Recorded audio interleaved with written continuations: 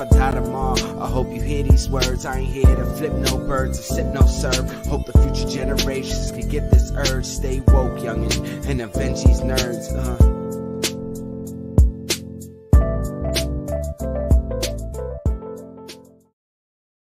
Yeah. It's Tuesday night. What's up? I What's up? petitioned for an updated picture of me. I don't know. That doesn't work for me. I feel like we need updated everything. It's been that's been a minute since because wait, Val, when's your 1 year with us? I think it already passed. It already passed, right? I think so. Man, I have to double check. We gotta have a whole Y'all don't love nerds me enough. It doesn't care. we gotta have a whole nerds get together. 5 years I haven't celebrated nothing. It's fine. We gotta have a whole nerds get together and just a special live episode. And we film everything, film a new intro, film it all. We have the camera and everything. So welcome, guys. It is Tuesday night. Sir? Welcome to Two Guys, a Lady, and a Pong. I am your boy Sebastian. It's your boy Law. I'm not mad at that one. I'm gonna let it slide. and I of course am the Mighty Pong, and not from across the hall. I live Val's feet. Last but not least, Vmac. What's going on, guys? What's up? What's up? It is gravy. It is Tuesday. It was a very productive weekend of cleaning and catching up on a lot of shows this weekend. Good God, I keep looking at what I sent you guys in chat, and I was just like, yo, there's no way I could have and should have watched that much. Yo, that's Twisted Metal, right? I did.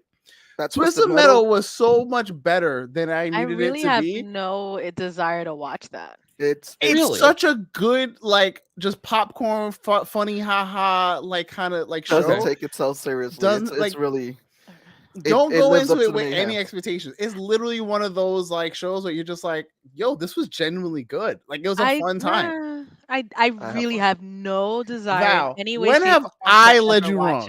When have I led you wrong? However, this is a show I don't care to watch. I don't care. I'm not a fan of anything I didn't related either, to and I started show, watching it. I was like, game, whatever it is. My sister's not a fan of the show, and she binged the whole thing and said she liked it. It just looks I saw stupid. the first episode. Oh, go ahead. I saw the first episode, and I had never played Twisted Metal when I was younger. So maybe that might be the dividing line. Okay. I thought it was fine, but now that you're mentioning it as a popcorn movie, maybe I'll give it another shot. Yeah, but you know what is unironically, yes, unequivocally the shocker of my weekend? Okay, the Barbie movie. Did you watch it? Genuinely, I did. I keep hearing everyone saying it's so genuinely good, and I might have to drag myself out to go. I might go watch it too. Lloyd, let's go, because I've been saying I wasn't gonna watch it. I'm like, I'm not watching that shit, but I haven't heard anything bad about it. Yeah, it's not what you think it is. What you might have an idea in your head of what it is. It isn't that. It's something else. It's probably that too, but then it's more than that. Okay. And then it's more than that. I'm here for it. It's actually I messed up because I kept freezing. I'm sorry. Oh, is it really good? The boys in the building. I'm I don't know. I'm torn. I'm a Barbie fan because I'm a girl and I grew up with that. But in a movie, it's you know who's I feel like that's a direct Val quote. That is definitely a direct Val quote because I called her. But you know who's a big fan too, and he's joining us today. Give it up for Charlie Radio Williams. Yes, sir. Last time we saw Charlie, I'm a Barbie girl in a Barbie world, lacking plastic. It's fantastic. You can brush my hey. But can I address you anywhere? Right. Hey. The question is Barbie a kids movie? PG-13.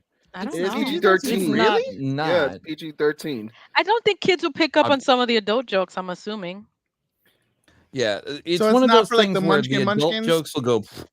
I don't think they really made it for them, but it's PG-13, so it looks like it's go at your own risk. That's made for both adults and kids. They'll both get. Okay. I'm trying to. I tell think y'all, Hugo got it right what though. You think it is? Listen, I believe you. What else you go wrong?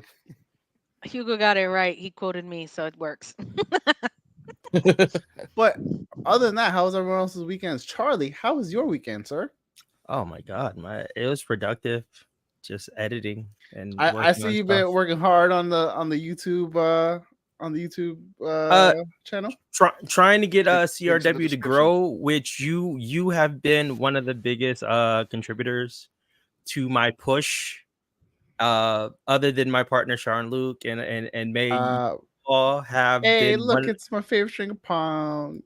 Have been one of the big pushes. So, but yeah, that was my weekend. My weekend was really just relaxing and editing. There you go. Yeah. Apparently, there's some dark parts that might not be so great for younger kids. Interesting. Again, it's PG-13. That tells you enough. Kids, but the moment they discuss existential crises, kids get lost. Again, first of all, howdy from Pop. These kids are built different nowadays. All right, they're built different. Absolutely. Listen, with someone who has like over a dozen or 24 at this point, nieces and nephews. Yeah, I thought you were about to say kids. I was like, "Oh, come on, nah, please." You mean who does? You have 24 nieces and nephews? The hell? I hear they know what causes that now. Between like god kids, between like my best friend's kids, between my actual blood related like kids. And, okay, that makes sense. Yeah. 24 is a lot. Puerto Rican family. Who you telling? I've been an uncle since I was 10 years old. Jesus. Damn. Yeah. Career uncle. Get away from me. And only a wink made it. What? I'm not sure how that works. Yeah. There it is. There goes the wink. There goes the wink. I don't know what that means. He had a whole message and it didn't show. Only the wink came through. That's what it was. Rick is confirming that YouTube chat sucks. Thank you, Rick. Also, welcome back to anyone who's watching us from Facebook. We're back on Facebook. Apparently, didn't realize that was going to be a thing until it was a thing. Okay. It's a little surprise. It actually works again. Surprise. Zuckerberg is too busy with his fight with X, which is ridiculous. Can we not talk about X? Can we just leave the X in? It's my X. I'm really confused. What's X? Twitter renamed itself X. Literally, Stop. I refuse. It's still Twitter. Like, we're not doing this X nonsense. Fuck out of here. Yeah, because we all know it's about the threads. I don't even know, man. I still got. What's a thread? Oh wow. Well, yeah. It's a tweet on Facebook. Yeah, but not really on Instagram. But yes, on Instagram. Yeah. Oh, that new thing. Okay. Can we just have their celebrity death match already? Please, just. Hey, TikTok's about to do it too. Apparently, the Zuck is fucking jacked right now. Hell yeah, dude took pictures. He's like, "Yo, I was like, it wasn't even ready for either. Elon." He's just trying to hide the fact that he's not a lizard. Well, can I ask that question? How dare them make me cheer on Zuckerberg? Who that feels kind of gross. If they did a celebrity fight, who are you backing? Between Zuck and I mean, you gotta go with the. you gotta go with the OGs now. I'm sorry. As much as like we all want to despise him, can I get Tom from MySpace? No, that's my guy. Tom is refereeing the fight. Tom has never done us wrong. Hey, look, he's a friend of Tom is a friend of mine, okay? Tom is a friend of everybody. Top five. He stuck with me for 5 years. Tom won't help me. Never let you know that Tom like sold MySpace and became like he's a renowned photographer. Like he does like travel photography for like. Yeah, I think he sold it like to Justin Timberlake and they made it like into a music social media site. I mean, wasn't MySpace originally? I don't know that he sold it to Timberlake, but I know he sold it and it became like a music kind of thing where I try to look at like my old account for a while and then.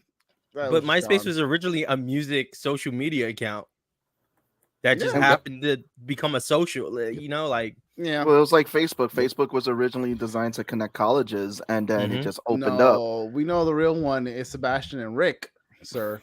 With Pong as the ref. Rick, I see you, Rick. Color commentator. I'll commentate. Yeah, there you go. There we go. Anyone else we were going to commentate about? Top rope.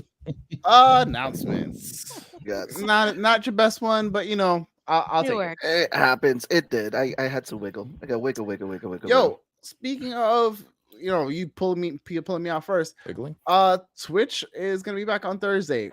Fingers crossed that everything is, sir. You more than anyone knows my technical difficulties these last almost 8 weeks at this point of just nonsense. So that's the celebrity death match we need is Law versus Verizon. So there you go. Fingers crossed, man. Wow, what's going on in TV land? Oh, this week we're shoot, I wasn't prepared. it's not coming to me. Head of the class. Crackers. I did nothing. Yeah, What?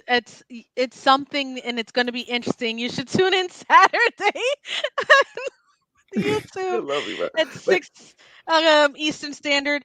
Damn, what is this week's episode going to be about? Val, how That's empty what you is guys your need to glass right tune now, in. homie? That's what I'm you guys sorry? need to tune How in. empty is the glass? It's already halfway. There it is. So no, the thing is, okay. So I didn't eat what much of happened anything all was- day, right? And so Got this it, is got hitting it. me a lot quicker than I expected it to. Got it. How much Pinot can Val survive by the end of No, this it's show? Merlot. Merlot, there we go. Oh, look at you got you. Ladies making more than men for Val. So thank you. Yes, Hugo. You my guy, Hugo bro. is on it, bro. Hugo's the man. That is it. So relationships where women are making more money than men, and whether or not that's a problem in their dating lives, and whether or not they would be able to date someone who makes less, what type of dynamics it takes, as well as the men who do make more, do they date women of their same stature or lower? Like, so it's gonna be an interesting one. I'm a broke. Thank I'm a you, brokepreneur. Hugo. You're the man. I got 5 tips for dating when broke. It's survive, and I'm married. Who would like to know when you discuss comics like a certain Hellfire Gala, at least that's what I think they're alluding to. With that whining heart, I'm going to tune in after this episode for Vmac After Dark. You already know. Wow. Join in. What up, George? And speaking of George, I got some pages coming to you because Koncrete Kombat Chapter 2, Part 3 is now finally finished. I'm going to be sending it to him, bombarding him with the letters for that one. It's been a work, but Koncrete Kombat, you can check it out. You can also check out Koncrete Kombat at Wayward Raven's website for the We Suck at Comics. You can actually purchase the anthology, the physical copy, at WeSuckAt, WaywardRaven.com. We Suck at Comics. For those who want to also get into comics and contribute their own story, they've already announced We Suck at Comics #2, so they're already taking submissions. For Val's, it was T.E.A.V. For Seabass, you're looking at Wayward Raven, Patreon, Bonet Studios, and I'll drop Wayward the YouTube link Raven in the chat in a bit. Yep. So We Suck at Comics anthology out now at WaywardRaven.com. For those who want to submit a story, artwork, and everything, check it out. They have the new submissions in there. It has to be finished work. All the details are there, and the deadline is November. Medusa's Cascade. Make sure you guys are checking out that podcast. Great artwork is up there on the website that these guys have been working on. So much artwork. The latest ARC episode just dropped. We're almost caught up as far as ARC episodes are concerned. So if you guys just listen to the ARC episodes, I would say there's maybe 2 or 3 left before you guys are actually caught up to where we are in the campaign proper. There's a new episode of Across the Plains, which is our world building episode. This one's, I think, with Hutch and Joe, if I'm not mistaken, talking about one of the islands of Iwi, I want to say. And that'll be dropping this week. And then we'll have an actual play the week after that. And also, to make sure you guys are checking out Lou Cyphs, The Motive. We're going to keep shouting this album out until he comes out with his new album. Again, great album, rap for grown folk. Charlie got to see Lou perform. He got to see Lou perform. Definitely got to see Lou perform. Are you cutting jabs? Because that sounds like a jab, sir. It sounded like a jab to me too. It's not a jab. It's just a knuckle sandwich. I don't think he threw a jab. I mean, Lou Cyphs was great if you were there to see it.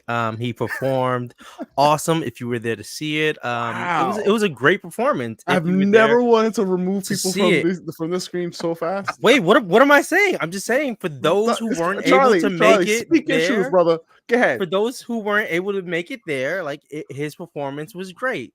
I mean, even if you showed up late after the performance, it was great if you were there. No shade, no shade bombs. You know, I mean, like we were on time. They started early.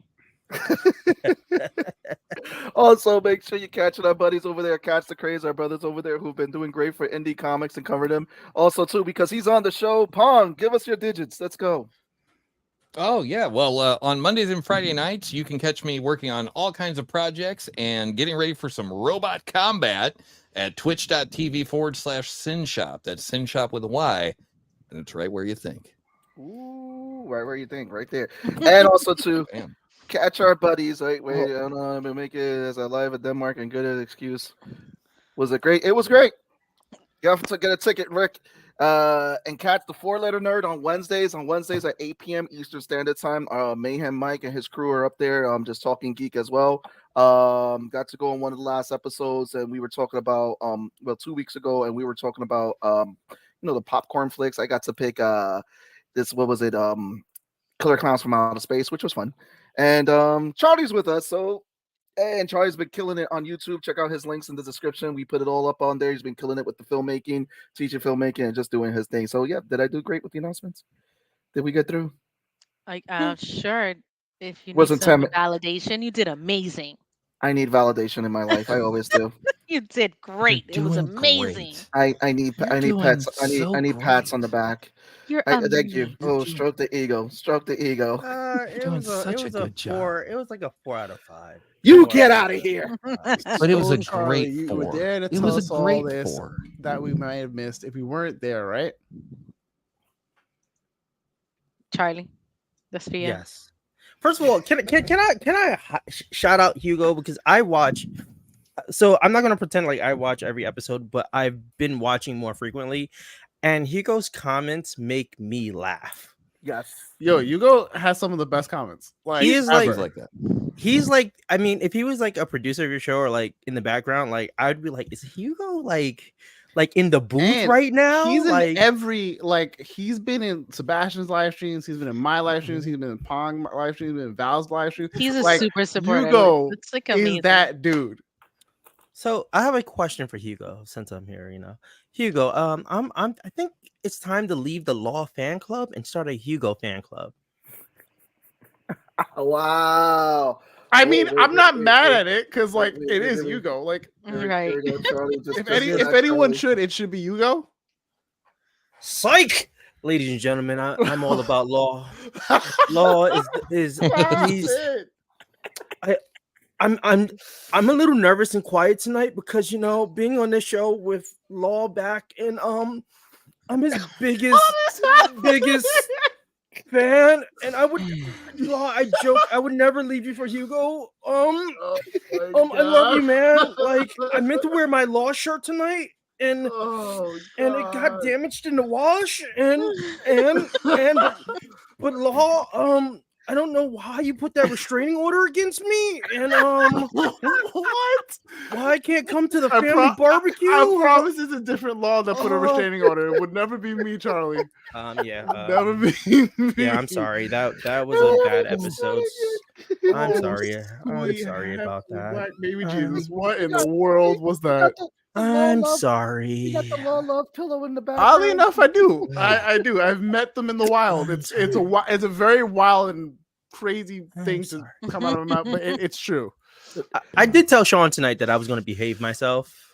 That's such a low stab. I think Charlie nicked my. How could you lie to him like that? Wow, Hugo. Hugo, you'll always be number one. After Law. After Law. There we go. I don't even know what's going on right now. We haven't even started. You don't know. I'm just as confused as everyone. Once again, I said I was going to behave, and there will be no references to a certain movie, because I actually made a direct promise to Law in person and said I will make no more references to the greatest movie in the world. No name. No name. Oh, no name. Wait, are you talking about Morbius? No.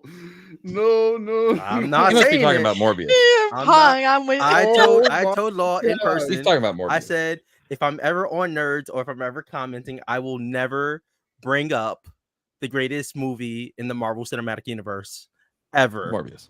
I will never name it or bring it up, even though it's one of the greatest movies ever. Bring up the movie Morbius, right? Phase 2. I think he's talking about either Thor 2 or Iron Man 3. Oh, see, Val, we weren't going to bring it up, but since you brought which it is up, probably the worst one. So we don't talk trash on this show. It has so to be goodbye, the Charlie. one. Oh my God. since you brought it up, I mean, Holy shit. Oh yeah. So Wait, is one of what? the Wait, greatest- hold on. You can be a number one. So we got, you guys handle that in the comment section. Man, I gotta say, after watching that again, what in the world? Yo, Amazing. I will say it was better after it pieced together into everything. I mean, after what Endgame and everything, and I went back and watched, like, I went through a whole marathon. It wasn't the bane of the existence of the Thor trilogy. It wasn't great though at all. listen, I'm gonna give you What credit. does that mean? How do you highlight it and then be like, It wasn't the bane of the process, but it wasn't great because it was one of the also, worst. For only $10 a month, what, Rick? Dare I ask? It's for the fan to be number one. To be number one, yeah. It's only fans. Oh, psych. So Wasn't yeah, great. Say psych right now. So before we go down that rabbit hole. Wait, we're still waiting for the calendar. Anyway, so we're now back to talking about Marvel because Charlie segued with that with Door to Dark World. Let's talk about Avengers. I mean, not Avengers. Secret Invasion. What was everybody's thoughts? We'll start with Val. We'll work with Charlie, then Law, then Pong, and then I'll give my my. I thought you were going for me, and I was like, listen, I can go first. I've already forgot the order. So don't worry, I got it. So, are we talking about the full episode? What I thought about the entire series? Just your general feeling on ceilings. On the series or the last episode? Okay. Just the series. It's For me, it's one of the better Disney Plus series I've seen. I liked the story. I liked. There are some parts I probably could have done differently or would have done without, or I would have liked to have seen, especially since it was so different from the actual storyline in the comic books. But I think it's one of the better Disney Plus shows. It ranks in the top 4, 5 part for me out of the 9 that we've gotten so far. Is it 9, right? Yeah. Yeah. I think it's 9. I lost count at this point. Yeah. I'm enjoying it. I thought it was a good series. I thought it kind of doesn't really fit into anything bigger. I'd like to see where they're gonna take Gaia's process. I think that was probably the one I was most annoyed about, but I don't think it was horrible. I enjoyed it. It's mid for me, very mid compared to the other Disney Plus shows. Look at you! It's not the worst, up relatively early but for your time. it's somewhere in the middle for me. For love you, Mike. You missed Charlie's monologue. You missed Charlie's love letter to Law. That's what you missed, Mike. And speaking of that, Charlie, what was your feeling about the whole series? All right, so I'm going to agree with Val. It was, I don't want to use the word mid, but I'm going to go with mid because I think that's the best way I'm comparing it to the other shows in the like same thing. That's what I mean. Yeah. I was telling Sebastian earlier, I think that we are too critical on Marvel shows with this expectation that everything has to be a banger. And I'm kind of disappointed. I'm actually disappointed at a particular audience, and that's the comic book fans. Yep. And hear me out in this. I agree. I think with the Marvel movies are exactly what they are. They are a live adaptation of the comic books. With that being said, a comic book is either a story, it's a plot driver, it's a plot closer, or it's a filler. And this whole audience base that's like, oh, it's not working anymore, or it's not as exciting anymore. If you read comics, there are arcs that you read that are just that. It's either a main story, it's a filler, it's a filler. Well, sorry, it's a plot opener, a plot closer, or a filler. I feel like Invasion was it was a filler. B, it was a plot closer, and C, it was a plot opener in that order. So I feel like I feel like I just watched a comic book and I walked away. I think the way that I described it to Seabass was it's no different than reading X-Men 51 and then being told, hey, if you want more of this, go read X Factor 2 or X Factor 3 and then come back. Invasion is that. It's that go watch this and then come back. It's a filler. It had plot closers, it had plot openers, and I think it did exactly what it was supposed to do. I think it was more of to be the palette, be that palette, just feed what needed to be fed, and that's it. This whole it wasn't as good as it was supposed to be. I don't know if we know this. If we keep this high expectation that every Marvel movie has to be a banger, then we're creating a reality that isn't a true reality. It's like, yeah, that's my thought. Like I enjoyed it. I do think it was mid as far as maybe there are some things I would have liked to see a little bit more, but outside of that, like watching this is no different than watching Loki, no different than watching Miss Marvel, no different than watching Hawkeye. Like it's either, like I said, and that's where I stand. Either you're watching a show that you can identify that it's a story with either a plot opener, a plot closer, or it's a filler. Right. And that's it. Pong. Before Pong goes, we got a lot of comments. I totally agree with this comment. They did Maria Hill so dirty. And also Aurelius popped in. Aurelius! And then we got Rick going. I'm a comic book fan. I agree with Charlie. Exactly like reading a comic book. Yes. The TV shows were created to be feeders for the movies. That seems to have always been the intention, and it works. I agree. But I feel the issue that Marvel has been having a downtrend of quality during all the Phase 4, now the beginning of Phase 5. Wait, can I interject on that comment from Sean? I don't know if it's a downtrend. I'm just trying to catch up on comments. Hold on. Not every show, series, or movie can nor should outdo the previous one. Right. Can I disagree respectfully? I'll agree that not every show can be a banger, but I felt like it was a rush. Loki arguably is the best developed series from Marvel, but Hawkeye was a failure for me. Interesting. I don't think Hawkeye was a failure. Pong, you go, and then I want Seabass to go. I'm chomping at the bit here. Okay. Number one, Charlie Radio Williams for president. Wow. Because hot takes tonight. He has said what needs to be said in the Marvel universe. Yes. Thank you for saying that, because I am so tired of reading every breathless article ready to declare the end of Marvel. No. Here's what it was. Charlie 24, absolutely 2024, absolutely. Here's what it was. And I've introduced this concept before, and this is only strengthening it. It was a veggie tale. You're like, what? A veggie tale? What the hell are you talking about? It was a veggie tale. Charlie already gets it. Charlie already gets it. What it is it's you have to eat your veggies. This is a tale where you have to eat your veggies. If you don't see Secret Invasion, then you're not gonna know who the heck Gaia is the next time she pops up 3 years from now. Right? You're not gonna know. You're not gonna know why Nick Fury is doing this, that, or the other thing. You're not gonna know why the president is having an I guess not anti-mutant, but an anti-off-worlder thing, right? You're not gonna know why, because you didn't eat your veggies. It's a veggie tale, right? 2, my second thought about the series in general, the end was a little bit off, right? I'll go ahead and grade you that, because they're definitely going to have to put Gaia in, Gaia, she had to go to another universe. Sorry. Well, but I'm just saying, like, she's too powerful now because she'll win any battle with any lesser villain, like her versus Kingpin. I don't think so, right? So, like, she's going to have to go somewhere for now. But fine, whatever. VeggieTale, don't care. It's all good.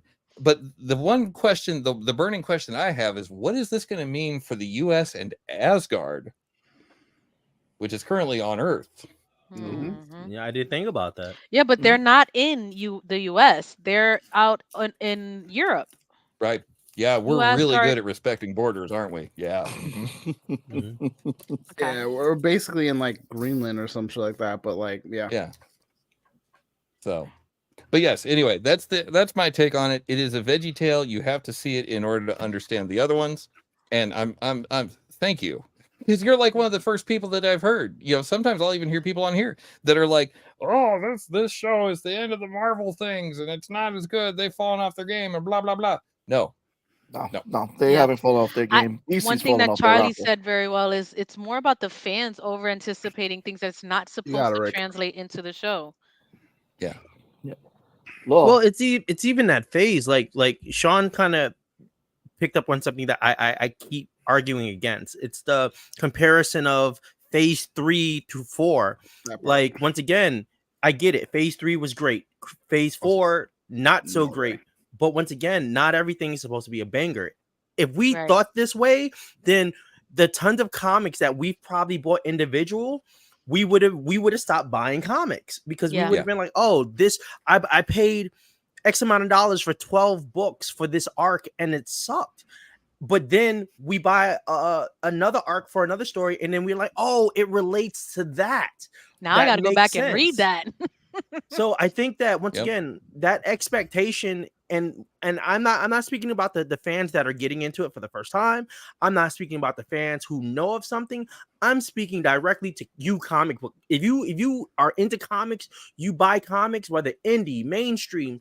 If you keep watching these shows with this expectation that everything has to be a banger or everything has to be closed out in the way that you want it versus the entertainment practices that it is, then what's the point? What's the point of enjoying it? What's the point? Well, you're getting tagged in now. No, it's your turn. I'll go last. Turn? You want me to go? Okay. Because you keep trying to dismiss your hot takes. And I'm not dismissing any of my hot takes. I'm loving hearing everything. No, I agree with everybody's assessment here of the show. So for me, this wasn't a bad Marvel show. It wasn't one of the greatest Marvel shows. It was okay in terms of what they were setting up, because there were stuff because they've already said it's going to be a prequel to the Armor Wars and the Marvels. Was there stuff that they did in the show that I didn't agree with, that I felt that they could have done better? Yeah, absolutely. Like, I like Gaia's character. I'm excited to see where they go with her character, because her having the abilities, being the kind of super scroll in this universe, it's going to be very interesting. And then the link that they created at the end, when it comes down to show ended, I did feel the ending was a little flat, but I get what they were trying to set up. Did they do Maria Hill dirty and Talos? Yes, I feel like these were two strong characters in a way, and this show did showcase Talos. I felt like I wanted more for his ending, as well as Maria Hill, where Maria Hill, I don't feel, got the nod that you would get with this character when she was someone who was in the comics taking over S.H.I.E.L.D. for Nick Fury. But again, I get what you're saying. This is loosely based off the comics. The MCU is not going to be like the comics. We already know that. I just feel like there were just certain things, and when the show was also advertised that they were going to address some issues in the blip, I don't feel like we really got too much address, because I would have liked to see more of that turn for Gravik. We know why he turned. We get that in the exposition. Maybe if the episodes, like Sean said, were a little bit longer, we probably could have got it. And I think that that's one of the weakest points of the show, is that because it's short format, is that there's some things they leave out. Now, as far as it goes with Gravik, the actor did a amazing job. Again, we have another villain in the MCU that just came out during this phase that is awesome, after the High Evolutionary. And it's just sad that we're not going to get to see Gravik again. I would have liked to see him return to some form of capacity, but it's fine. He served his purpose for the show. And I would have liked a little bit more elaboration when Rhodey was a Skrull. They allude that it was after Civil War. I disagree, because I don't feel that it was something like they showed the whole hospital gown, but I feel that some people are saying something about like Endgame or something, like they're like, oh, it was Endgame, or it was like well, that's what some people are alluding to. They're saying that if you look at Falcon and Winter Soldier, he doesn't have the braces on. If you look at Avengers Infinity War, he has the braces on. Right. In Endgame, we really don't see too much of the braces because he's in full armor. So we don't really get to. So it has to. I have to go back and look at that. But that's what some people are grasping at. Is like, when did he have the braces and when did he not have the braces? Well, didn't the show producer or the show writer come out and answer that question? He did. He says it was Civil War, but I would have to say that it makes the most sense for Civil War. Like, I don't know why I saw with something. that. I saw something else that didn't say Civil War. It said Infinity War, and that's where I was like, that doesn't make sense. Like, why, and where, and when would you like that have happened? Versus, I mean, if it's you had the perfect opportunity to say Civil War, because Civil War he would have been in the hospital, he would have been at his weakest, and essentially he would have been in rehab. You know, I would have liked to I would have liked to see that little exchange happen. Just that, like, how it was replaced. It's your but we just expectations. But yeah, that is my expectations. But at the same time, I'm not the writer of the show. I didn't write it. Like I said, for me, the show was just mid. There's some things that I was just like, okay. But other than that, I don't hate the show, and I know that, like Pong said, it's a veggie tale. It's just pretty much filling in blanks for stuff that they don't have to I fill think in. it's a little bit more than a veggie tale for me, honestly. I when I use the word mid, not in the way where it's mid as in subpar, more about comparing it to where it ranks for me along the other Disney Plus shows, because I actually enjoyed this show very much over Moon Knight. It's not above Loki or WandaVision for me. Yeah. But it's definitely alongside, I would say for me, Hawkeye, I would say Miss Marvel. It probably it ranks in that area, but I loved it. I liked it a lot, and I thought it was done very well. More than Moon Knight. So for me, I enjoyed the show, I think, as a whole, but it almost felt like getting, this is my 2-bit bubblegum analogy. It's like ordering like takeout and being like, yo, can you come upstairs? Because like I can't come upstairs. And they're like, cool. And they get there and then they go, yo, can you come downstairs? I can't find parking. It's like, yo, the whole purpose of this was for you to come and make the extra effort so I don't have to physically go down there and go get my own takeout. Otherwise, I would have put on clothes and went to go get takeout myself. I feel like with like the ending of the show, like there was a certain key story points that I would have liked to see expanded upon, would have liked to see like wrapped up a little nicer. I would have liked them to keep Gravik or found a way to keep Gravik somehow. I agree. Even if he's dead, just show a fucking he's gonna come back body as a head. bag, show a body bag, and then just show you dragging him away to be like, oh, they're gonna experiment on him, or they're gonna do something with him later on to bring him back. They keep doing but this we thing get where Sonya. Sonya's such a good fucking character. Sonya's a great character, and I am here. What's going on, sir? Welcome. You're next on this. We're still on the what is our overall take on Secret Invasion? I am wrapping up my opinion on it. But essentially, like, Sonya's a great character. I love like a lot of the elements of this show. The reason why I felt disappointed in the show, and the reason why I feel like both this and The Witcher are disappointing, is because they could have done so much better with what they had, and it didn't feel like it hit the marks. Like, this show, like, told us from the jump that they were going to be on the same level of Winter Soldier, right? That is a fucking bar of expectation that you're giving the fans, that we're like, oh shit. All right, bring it. So you bring that, and we don't get all of it. We get some of it. And where we're like, yo, that's cool. Give us more of that. They're like, nah, we're going to go into this. And it's like, I don't care about any of that. Give me more. Give me more of why Rhodey is where he is. Give me more about like all the stuff that we've basically addressed for the last few weeks and wanted to see for me, I will die on the hill that Maria Hill was done dirty. Like, that's, I think that's the one. That's a shitty way to go. It does matter. This is a you thing, and it's me talking, fam. I said that I believe Maria Hill was done dirty. I don't think she was done dirty. She got killed. It's just that's the part of the job, bro. Like they're in the like what? Wow! No, false. Doing her dirty. False. Anyways, they did her dirty. Again, she again, like all these bits of like, okay, first of all, just addressing the ending, the Moon Knight kaiju fight or this fight that we got. Because honestly, I'll take the kaiju fight because this fight looked atrocious. Nah, I take this fight. Kaiju I like fight. this I'll fight. take this fight. I'll take this fight. I think some of the graphics, granted, but I don't think I'm not even talking graphic. It just felt too. It's the same formula. It felt too overpowered. Yeah. They have to figure that out. They got to figure that problem on their own. Right. It's just something that is like, oh, this is gonna be a thing. Cool. Now you're gonna have to like face like who are you staring down right now? I want to understand what the big deal was with using Drax's arm. If I'm going to pick an arm, it's not going to be Drax's. Drax is apparently a baby Drax arm. No, it was a Dave Bautista bicep. It must feel huge. It was the way it was put on her. Did you see how it looked? Is it holding an apple? Horrible. Oh my god! Is the baby arm holding an apple? You know, that's it was Drax because Drax is apparently a stronger alien creature kind of deal.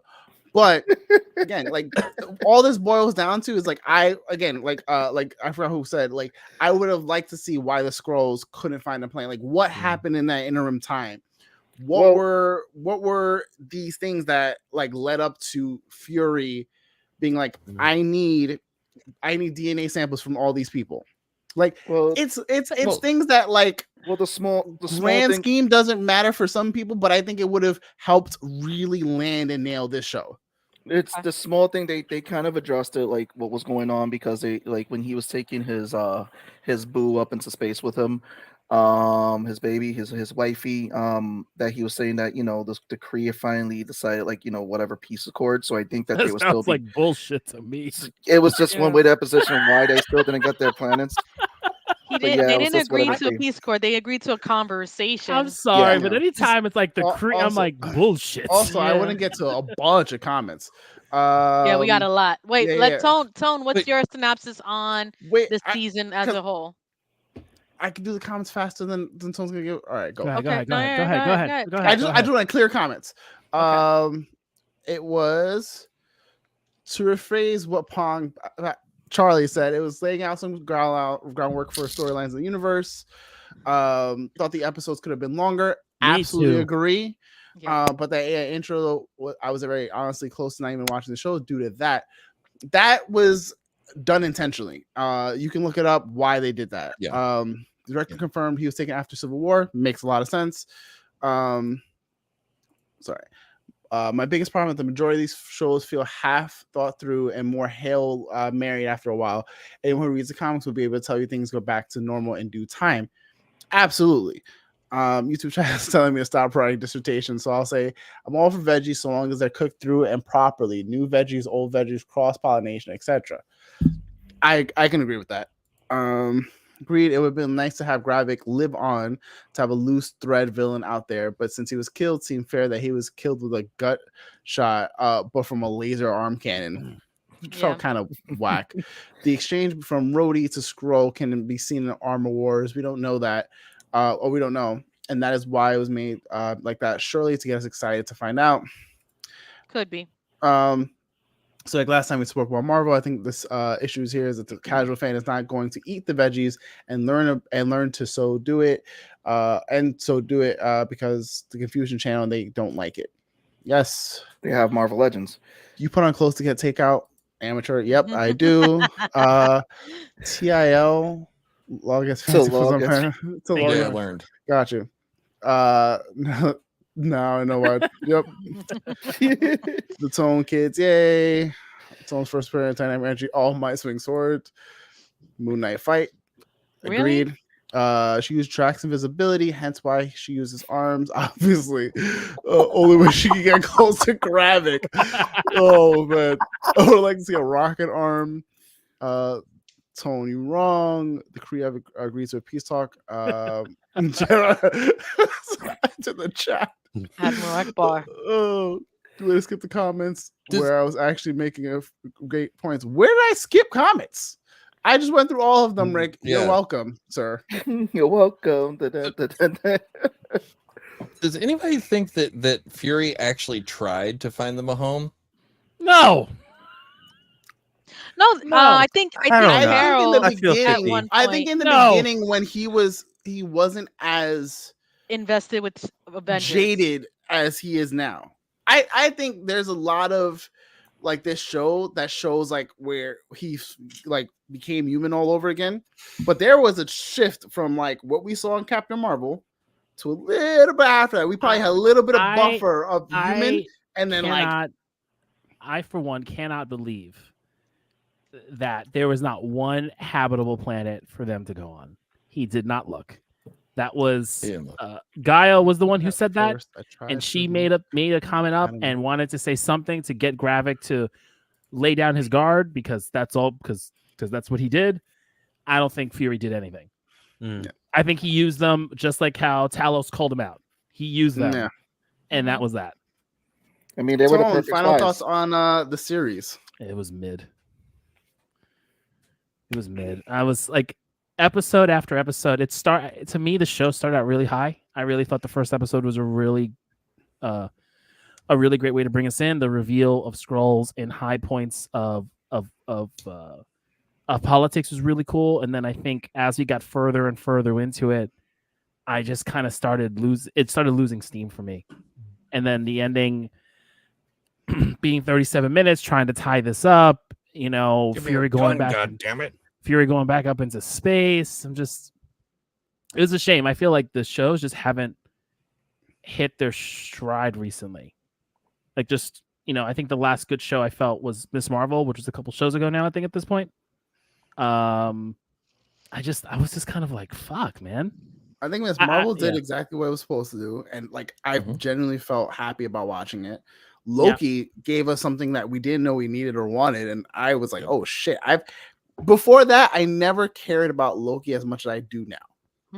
Mind you, I love Loki as a character, but like I am invested in him. I am invested in him where I'm like, that's my guy. Like he could do no wrong in my eyes. Even what he's doing in wrong. The comic books was my guy too. Like I think I don't know if you so this isn't like the way I would hype up that show I'm not mentioning, that movie I'm not mentioning. I think Invasion Thor 2, The Dark World, right? That's the one you're not mentioning. Since you brought it up now. Look, to give you credit, there was a Thor Dark World connection here with the Ice Beast. Yeah. With the Frost Beast. So I will give you that. There was a connection to Thor the Dark World in this fucking show. She had White Walker blood in her. Here's what I'll say. And I'm going to stick to this point, right? You get a show, it's either a filler, it's a plot opener, or it's a plot closer. And I think this show did exactly what it was meant to do. It gave us all three. If you looked at the core of it, and I agree with all of you, I don't think it should have had a season 2. I think it needed at least 3 more episodes. I do hate the fact that I feel like it was rushed in the sense of let's kind of give them something stop so that way we can hype up the Marvels, to which that's going to be on hold because of the whole writer strike situation. So I really feel like this show should have had at least 3 more episodes to flush out everything you guys. The Marvel's done. No, but it's not going to be released. They're pausing. There's talks of them pausing the release date because of the actor strike, because they can't do anything.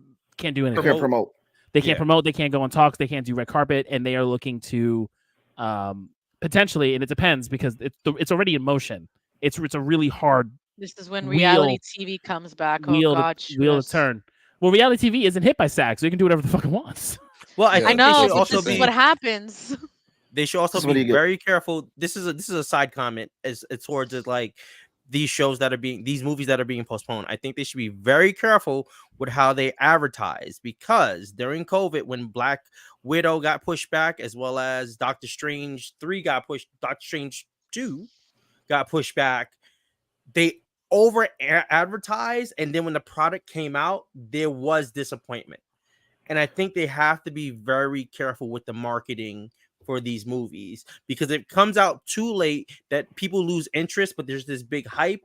Once again, comic fans are going to go in with this expectation of a banger and may walk out with the Flash. Well, Black Widow got hit because it also got released on streaming, because they weren't releasing in theaters. So that's how it got hit. The Flash, we don't talk about the Flash here. That was just like sticking your dick in a fan. That's what that script was like. Anyway, that's what all DC movies So are like. how many fans have you? Only fans. Damn. I don't think it feels like that. Listen, You're going just, I need to give you some different channels. The Flash is a fucking terrible movie. That's all I gotta say. Yeah. But can I ask a roundtable question on this? Do you feel as if the community or our community is still basing the standards of Marvel movies to that of their competitors? No. We're basing it off of past Marvel movies. Just need to be good. But just I think phases 1, 2, and 3 is what I think the latter is at, or the they're basing it against what they've received in the past, and that's the problem. 4 and 5, not so much. 4 and 5 is it's still fucking all screwy. Phases 4 and 5 are super screwy. I still don't know what they're doing. And also, to be fair, I'm one of those people who didn't like an Avengers movie until fucking Civil War, even though it's a Captain America that wasn't movie. an Avengers movie. Exactly. Like that for me, that was my favorite Avengers movie until Infinity War and Endgame. Okay, I think Avengers 1 was very good. So was Age of Ultron. It wasn't great, but it was good.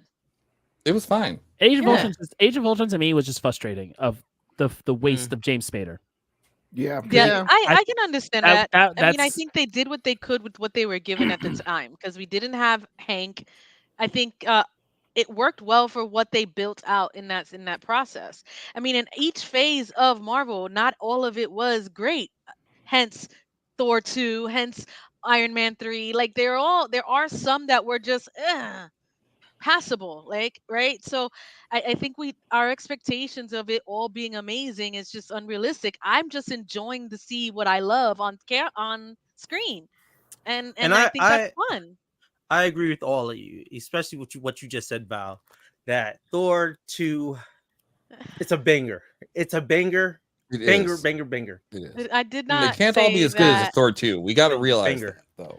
Banger. I definitely didn't say that. I definitely did not say that. Really, but I will. Can we talk about the last episode outside of the series itself? Yeah. If we can go on to that now, because I just want to give my special props out to Gravik. This kid, this actor, this guy is who just was in the Barbie great. movie, by the way. And that's really weird when you see him in the Barbie movie after you see him in this. It's really weird. But go ahead, like, Val. okay, when is he going to backstab Ken? I enjoyed his character throughout this series. I thought that he was a good villain. I thought he actually did very well in especially in the last two, when he fought against his people and he was like, fuck this shit, kill them all. He didn't give a fuck. But I thought that it was good. That was my biggest takeaway. I did not care for the Nick Fury love story with his wife. I didn't care for that part in any way. Or I just thought that was I could have gone without it. If you really want to think about that, could be setting up maybe like a future child for Nick that's going to have the powers of a Skrull. Agree, Sean. Who else wants to take on this final episode? Because I could go with my take.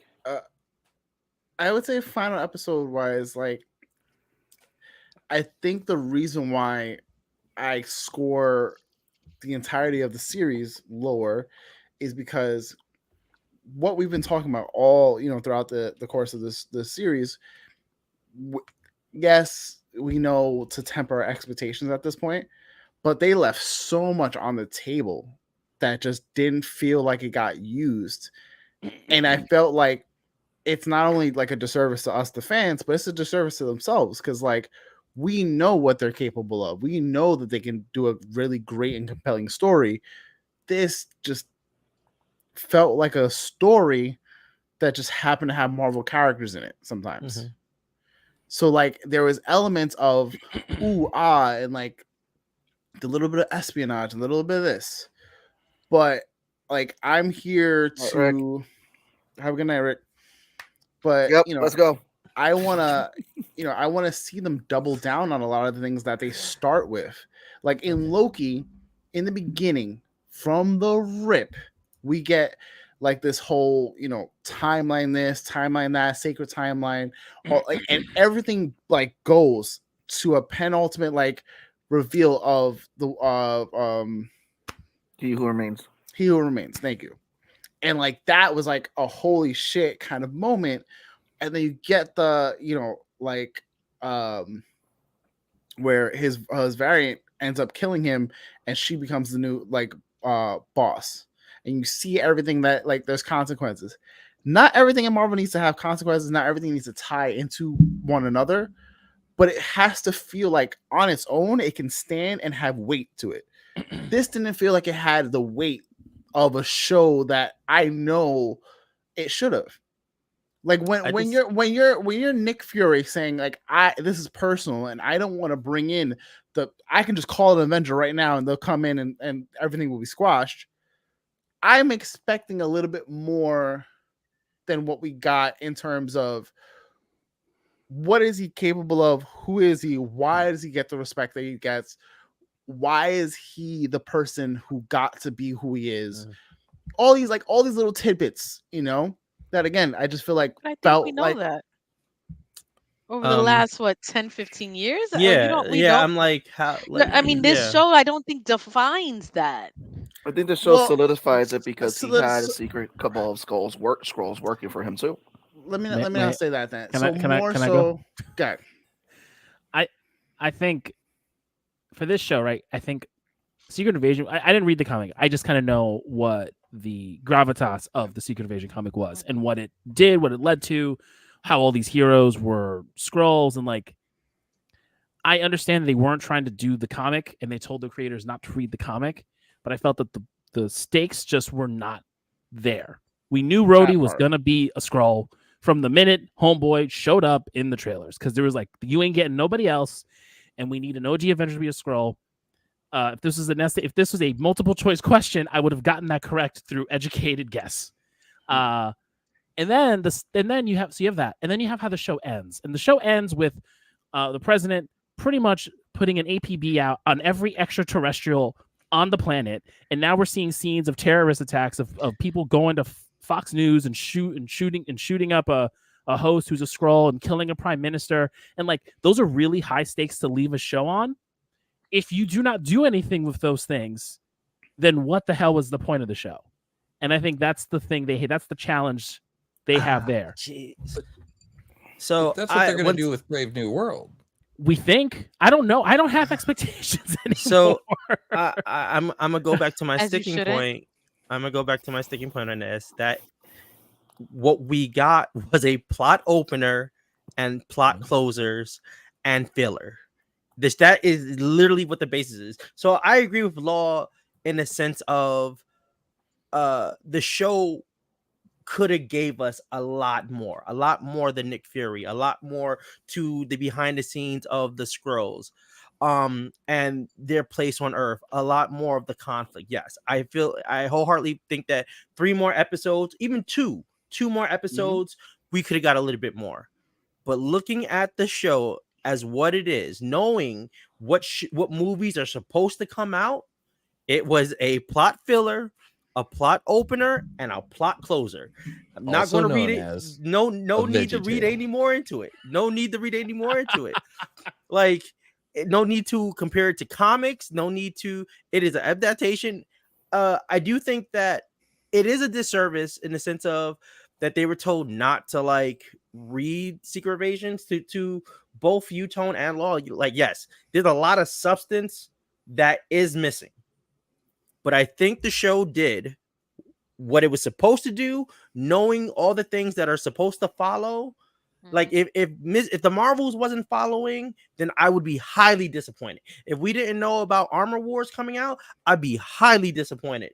But now that I know that those are coming out and that this was a filler, when those do come out, they better have all the answers that this filler, but what closer, if it doesn't? Opener. But that's what I'm saying. If it doesn't, then we can go back to this conversation and be like, you know what? in the Secret Invasion was a waste of time. Why are we relying on them on the feel if? like it was I feel like Can we're I answer that relying on the question? if. Can I answer that question? Because from phase 1 to now, this is what we've been fed, and this is what we expect from Marvel. We even on your shows, when you guys talk about Marvel, you guys individually are always talking about the if. Always talking about the if. Yeah. So to answer your question, it just came to me, and Charlie and Tony kind of fed this. Yeah, I'm a squirrel. No, you're law only fans. Tony and Charlie just really fed into this thought for me because thinking about where we left off with the show, you have this president now, and then bringing up the next slate of movies, we're getting we're getting New World Order, we're getting Armor Wars, we're getting the Marvels. What if this leads into a bigger fear of things that are just different on the planet? Like the X-Men. Exactly. Hello.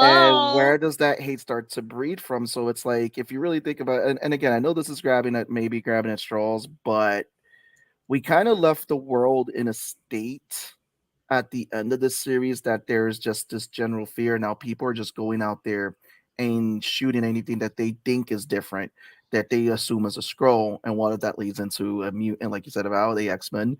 So and Skrulls walked so the X-Men could run. I mean, if you really think about it, there hasn't been in the MCU the only time we've seen a type of paranoia of anything that is different is that. Well done. The only thing we see that is different, like a Hugo group that remains undefeated. Hugo's always going to remain undefeated.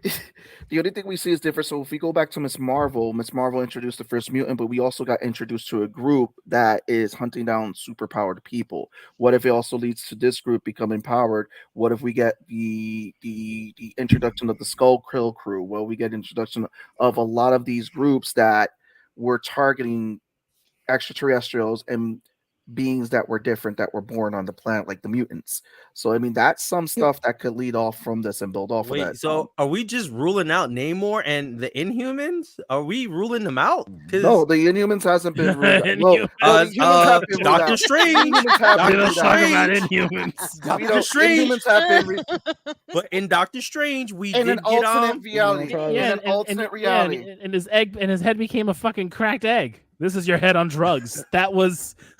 Any questions? So here's one thing I'm wondering, Charlie. You were saying if we don't see it in the next couple movies, you'll be pissed. But here's the thing: there's still stuff from your favorite movie that didn't become relevant until just recently. And by your favorite movie, I mean Thor 2: The Dark World. Since you brought it up, Thor 2 had one purpose, and was to give us the Reality Stone, and that was it. At the time, and I'm not disagreeing with it was the Reality once Stone, again, though. And I stand on my soapbox and I stand on my ground.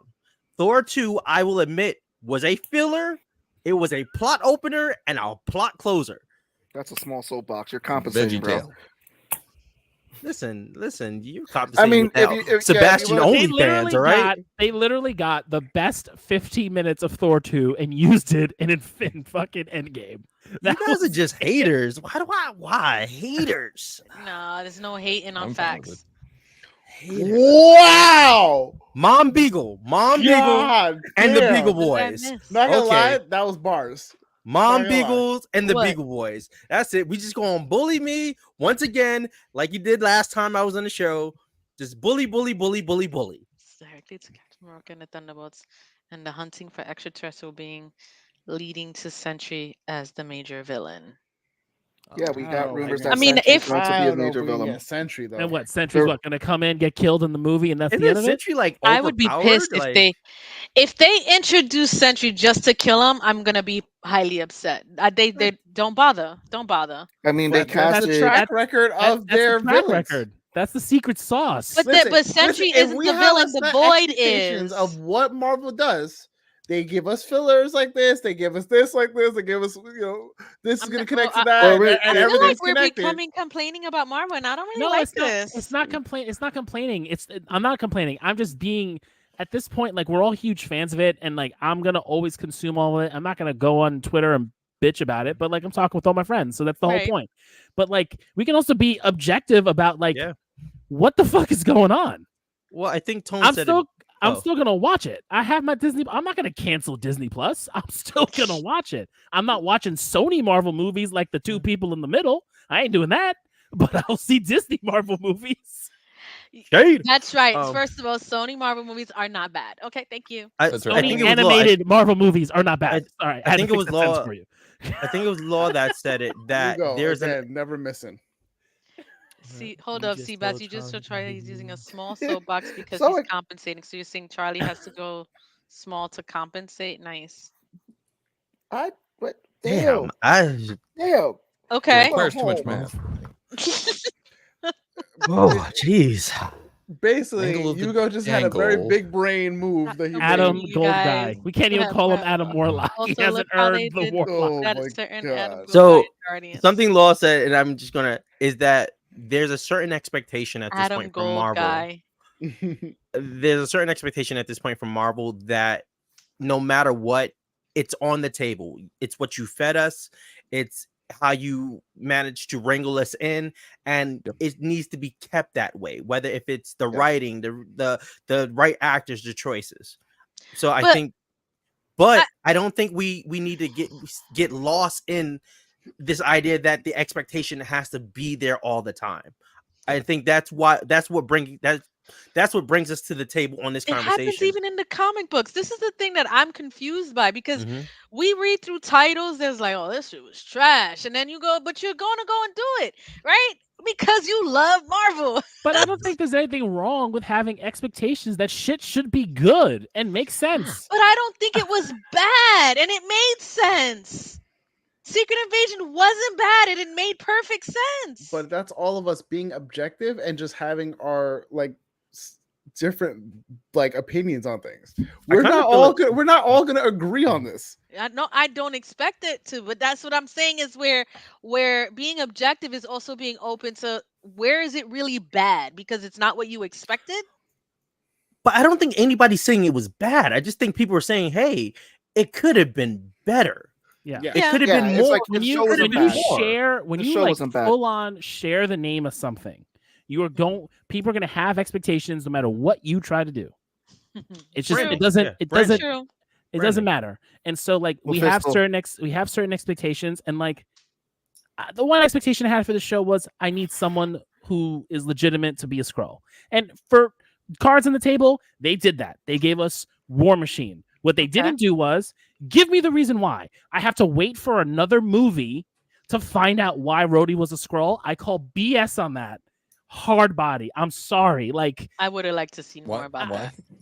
Like why he was a Skrull because he was injured. He was an Avenger that was injured, so that's a really good opportunity. It's a good opportunity, but I have to do the mental gymnastics of like, is it during Civil War? If it's during Civil War, you're telling me it was Scrody that was saying I'm sorry and saying goodbye to Tony. Did you say Scrody? We called it. We named that last week. And like, if Tony didn't die, right? If Tony didn't die, if Iron Man was still around, and that moment didn't happen, cool, fine. I'll do the mental gymnastics. But you're telling me like in that time, like Rhodey's gonna wake up and be like, oh, "Where's my best friend? He died." Yeah. Well, then let's have that. So the whole thing doesn't. So the whole thing with Scrody's replacement doesn't make sense to me because the thing is this. Of when it happened. Thank you, Tone. If it failed in the comments, why not go to TV? You have the resources. Hi, Mike. Tone, I don't like you. Like I don't like you right now, Tone. I don't like you right now, Tone. Wait. You guys are killing my thought. So no, I mean for me, it still doesn't make sense when they replace us Rhodey with Scrody. Because of the simple fact is when did Gravik's plans start? And I feel like it made sense if Gravik's plan started sometime after or during the blip. That's what makes sense to me because it's like it was already hinted that Gravik was still working for Nick when did that whole issue happen that Fury. he turned No against? No one calls him Nick. That's a I'm good like, point. well, Fury. then, bro, make When the he- show when long. he- Make the show yeah, longer than 30 that's the minutes, one and give thing me that- some more yeah. flashback. Because I'm gonna Give eat me that a shit give me a up. full 10 episode series. Yeah, because it doesn't. I'm yeah, gonna it eat up doesn't- any flashback we get in the 90s. That's between Captain Marvel and Iron Man. I'm gonna eat it up. That's we right. we have nothing there. We have nothing in that time frame, and you don't want to do it. And I'm like, So I what think- the fuck? Yeah, so I think that's what gets me for the show is that graphics and like when did that start? Because they don't really have because they said graphics team was the ones that were responsible for collecting the harvest. So if his whole goal was to collect the harvest, why didn't he get it then? That's the one thing for me. It's like one of the things that just doesn't make sense. He waited till later to get it. It's like to me, it would make sense that he would have gotten it and like during that time if he was in charge of this crew to get the Avengers DNA after the battle. So that's why I was like, it doesn't make sense that Rhodey was a Skrull even before then. Because this just seems that's all. And again, like Tone says, yeah, give us more flashbacks on it. Show us when did he get that whole idea of like, I'm just gonna turn against Fury. I can't. So can I just give points to Tone? Because Tone said something that blew my mind, and I never thought about it. That Rhodey doesn't know Tony is dead. Yeah. You said that. Yeah. Yeah. Well, I just said it's the first time. It's the first time. I mean, that's if it's true. That's if it's true. If it's if he's been taken since Civil War, he doesn't know anything that happened during the blip. Nothing.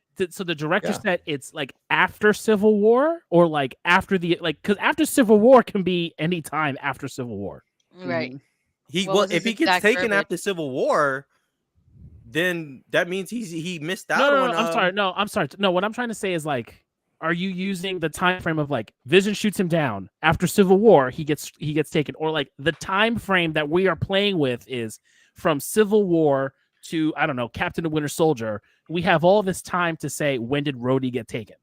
I don't like. No, I'm asking what the context of what the director was saying is all. That's kind of just with him in the gown and them saying you've been under for a long time. I'm almost positive he has no idea that Tony's dead.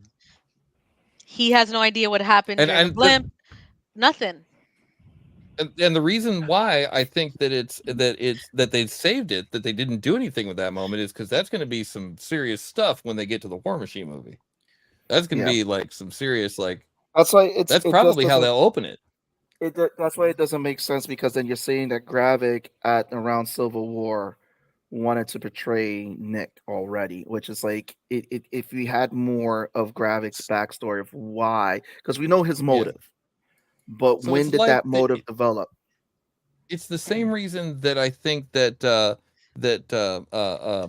Fury kept a hold of the harvest, right?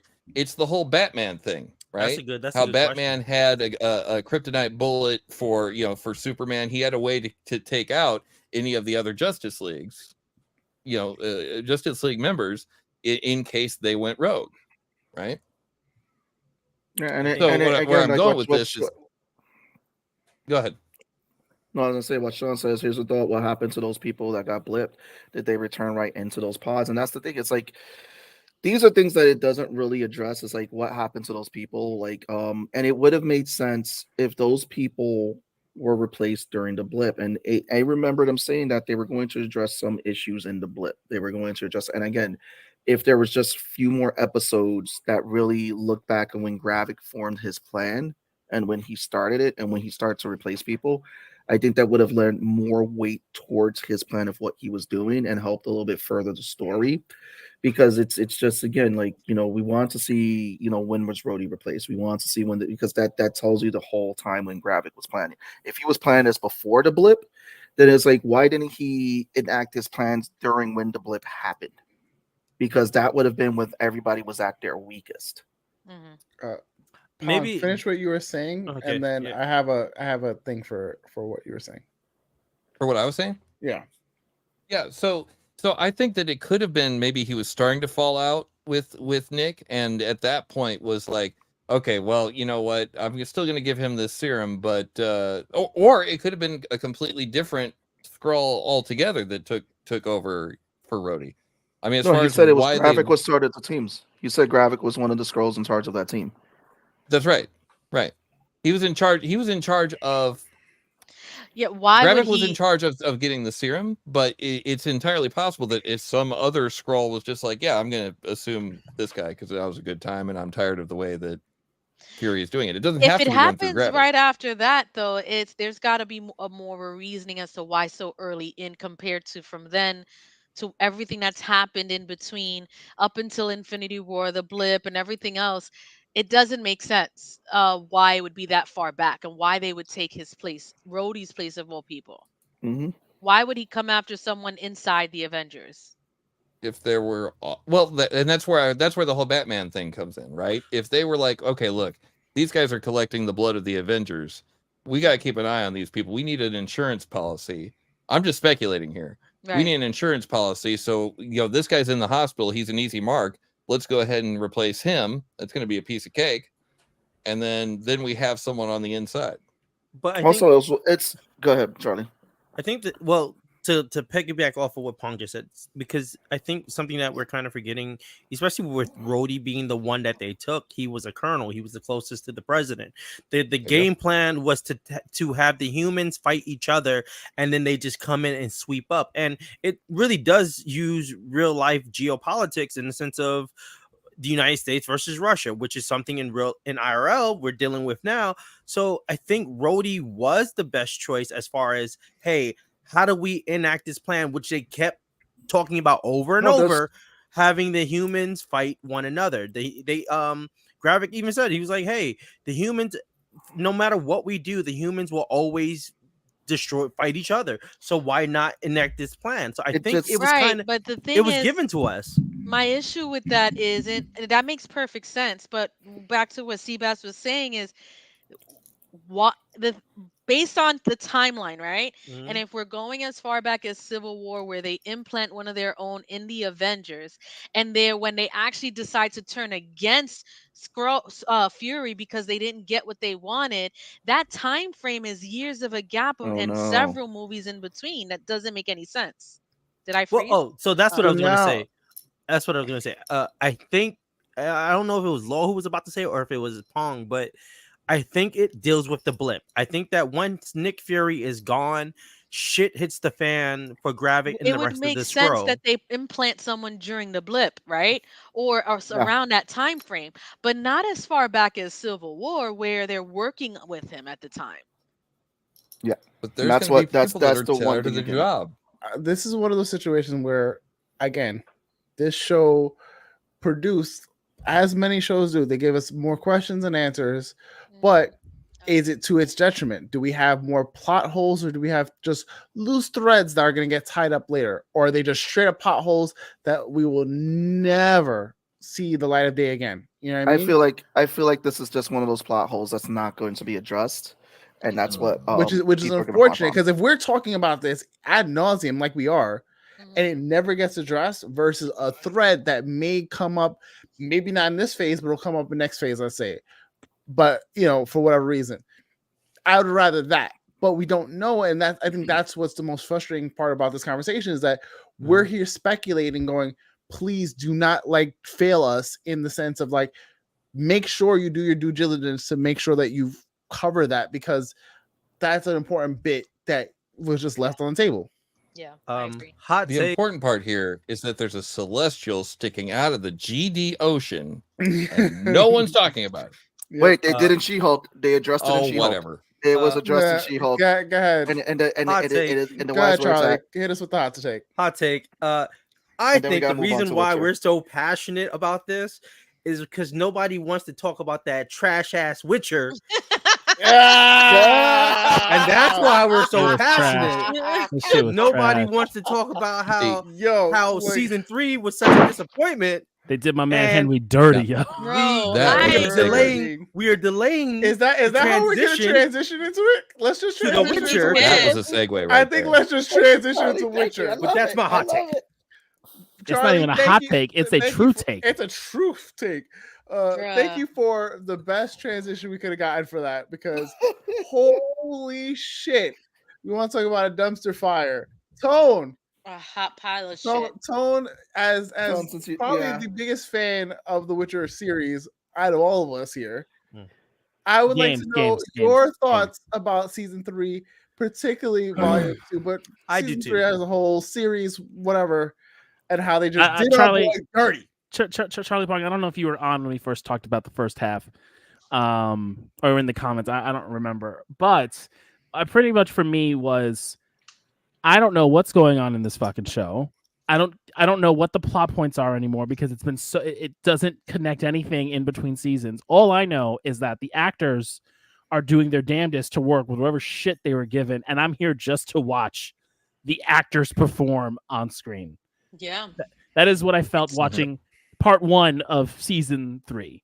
And then I watch part 2 of season 3, where I'm very confused on what the direction of the show was going. That second episode where Homegirl is out in the desert and talking to the unicorn, I was like, this is a waste of a second episode. And then we get to the third episode where Geralt is just on his deathbed, and then surprisingly comes back to life. This did not need to be broken up into 2 parts. It did not. It just was so that you have to pay 2 months of subscription for Netflix.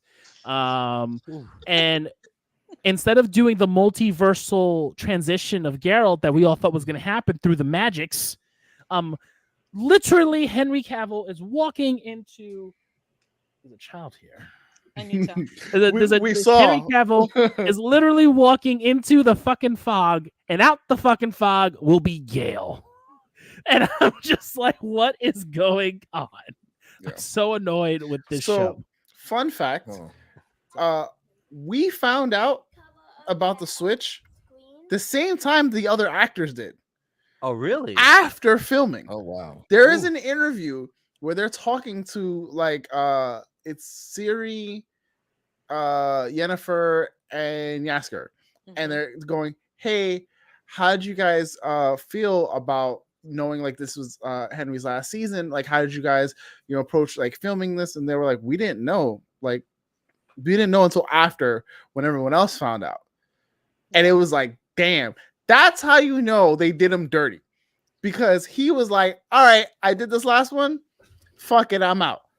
And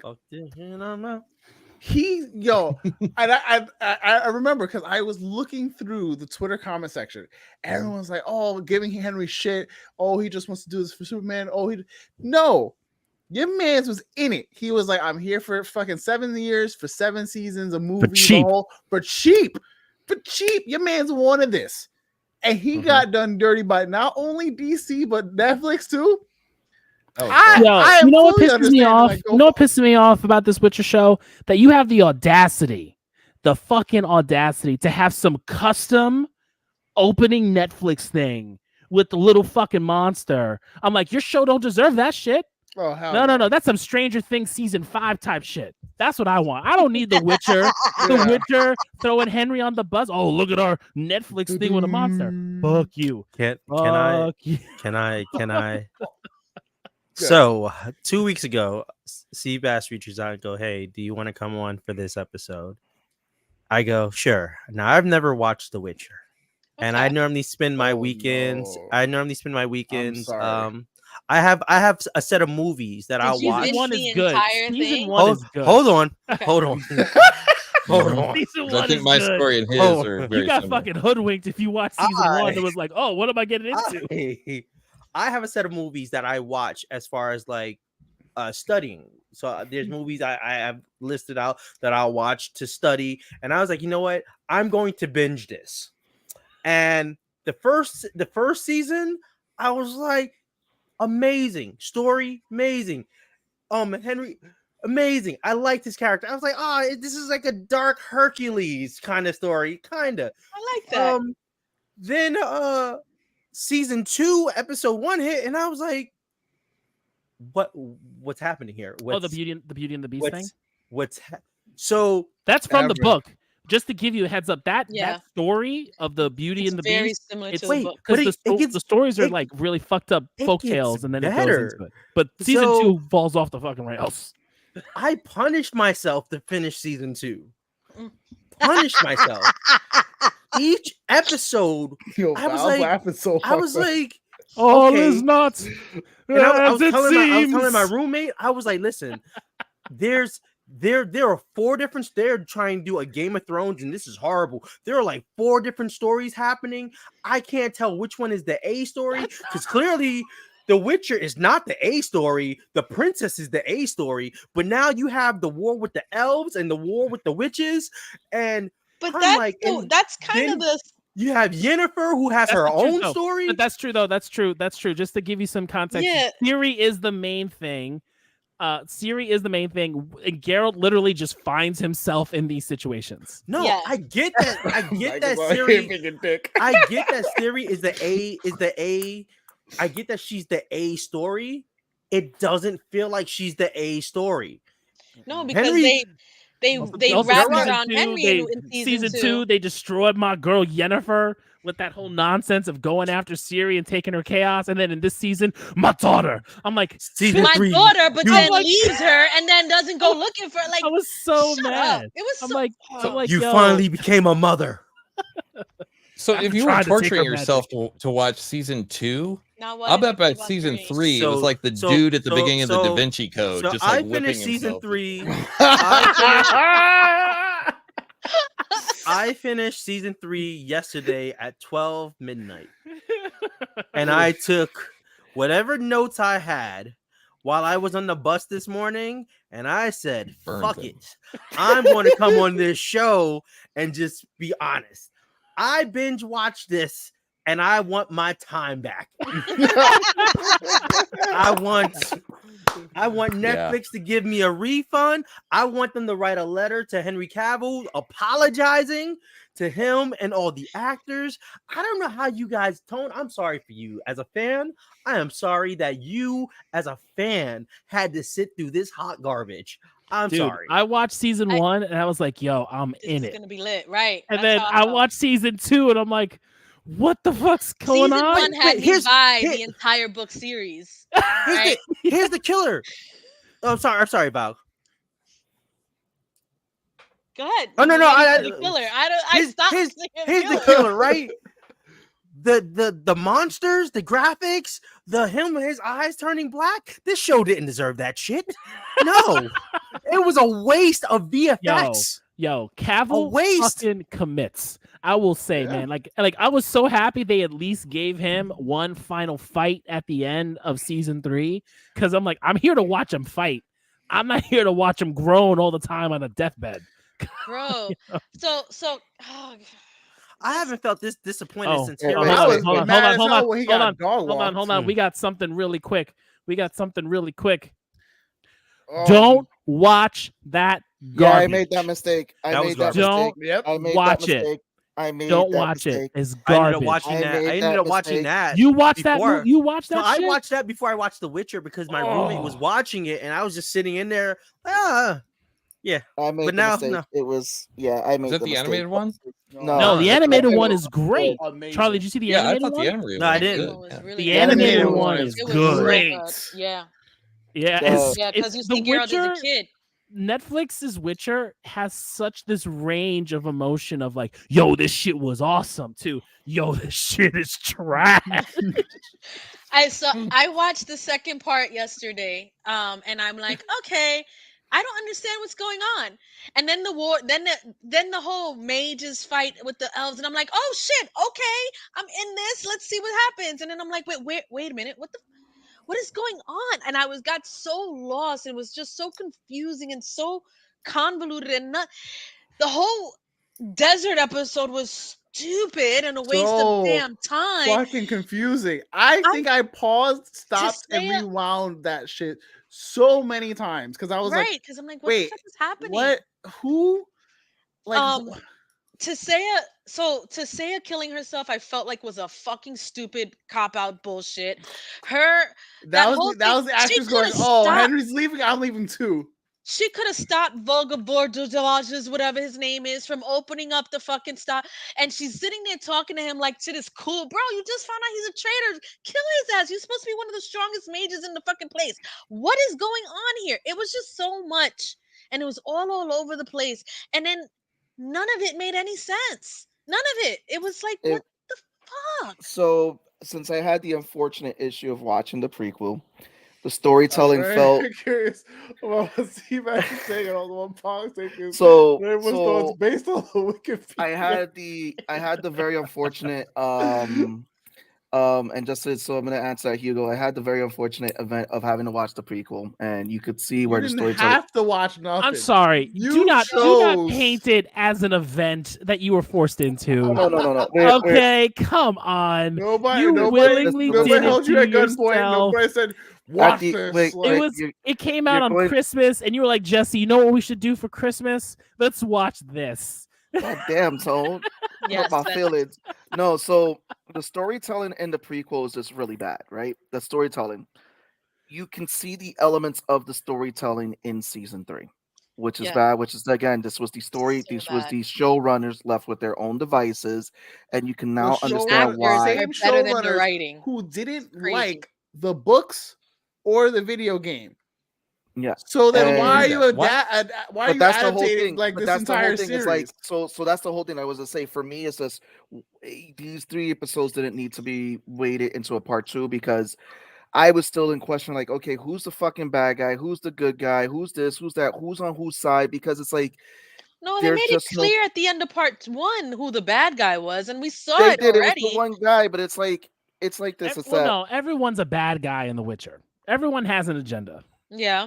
You know, like it's typical fantasy political drama. 2 countries the whole trying to do their like thing. The guy who's been trying to hunt her this whole time since he was a kid, then all of a sudden he gets to her and he's like, "Oh, I'm gonna serve you. You can stab me." I was like, "Really?" I was so really. Like, what I is was confused right by that now? part. I was like, "You wrote this guy's character. He killed his friend to get in favor of his king."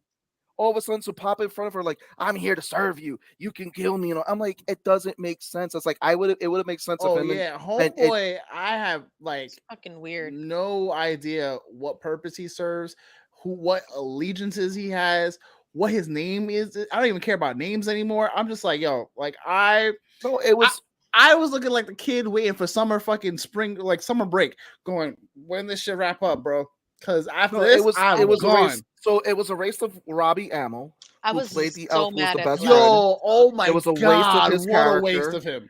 And it's like there's no Robbie Amell was the elf. Elf guy. Yeah. It was a waste of his character. Pong's just sitting there. Wikipedia. Yeah, that's his cousin. Yeah. Oh, I want Pong's hot take. You want my hot take? Okay. Watch Pong come in with all the names he memorized from watching the show. Did you watch it? See, I like bits. I like to do bits where I, lead you one way and then we go another way. And I had a bit lined up. I was gonna here's what I did. I watched all 3 episodes of the last half of this season. I watched every one of them. I sat down and I watched them. Damn. And I reject and denounce the fact I did. I have long had a feeling that high fantasy was just not for me, and this did nothing but prove that. Okay. That's shadow. No. This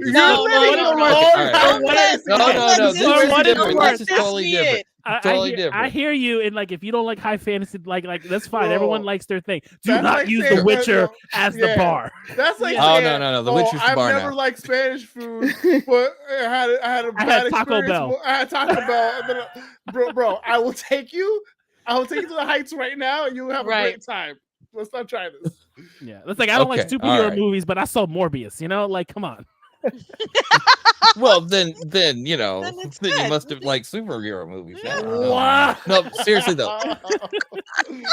So okay. In actuality, Valentine over.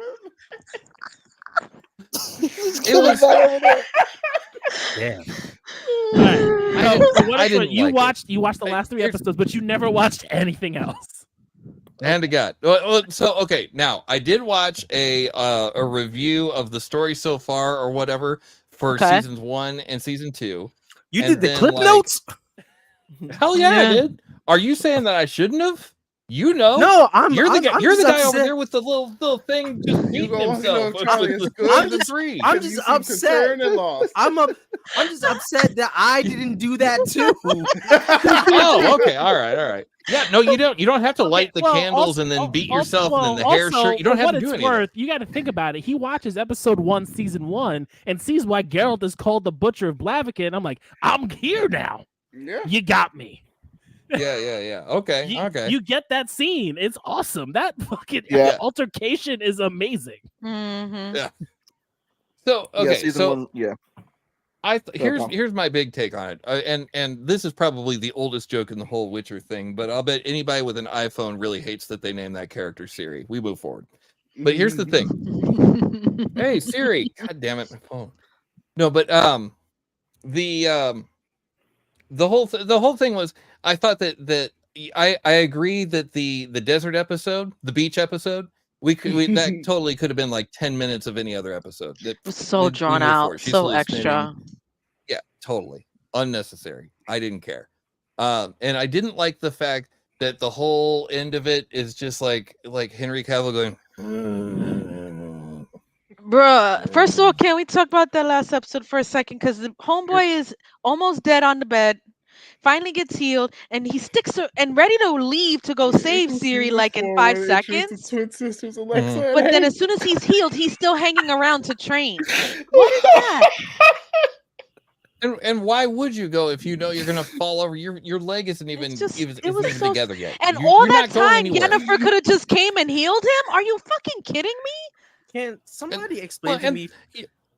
As weak as he was, his entire quest could have been thwarted by a large log in the path.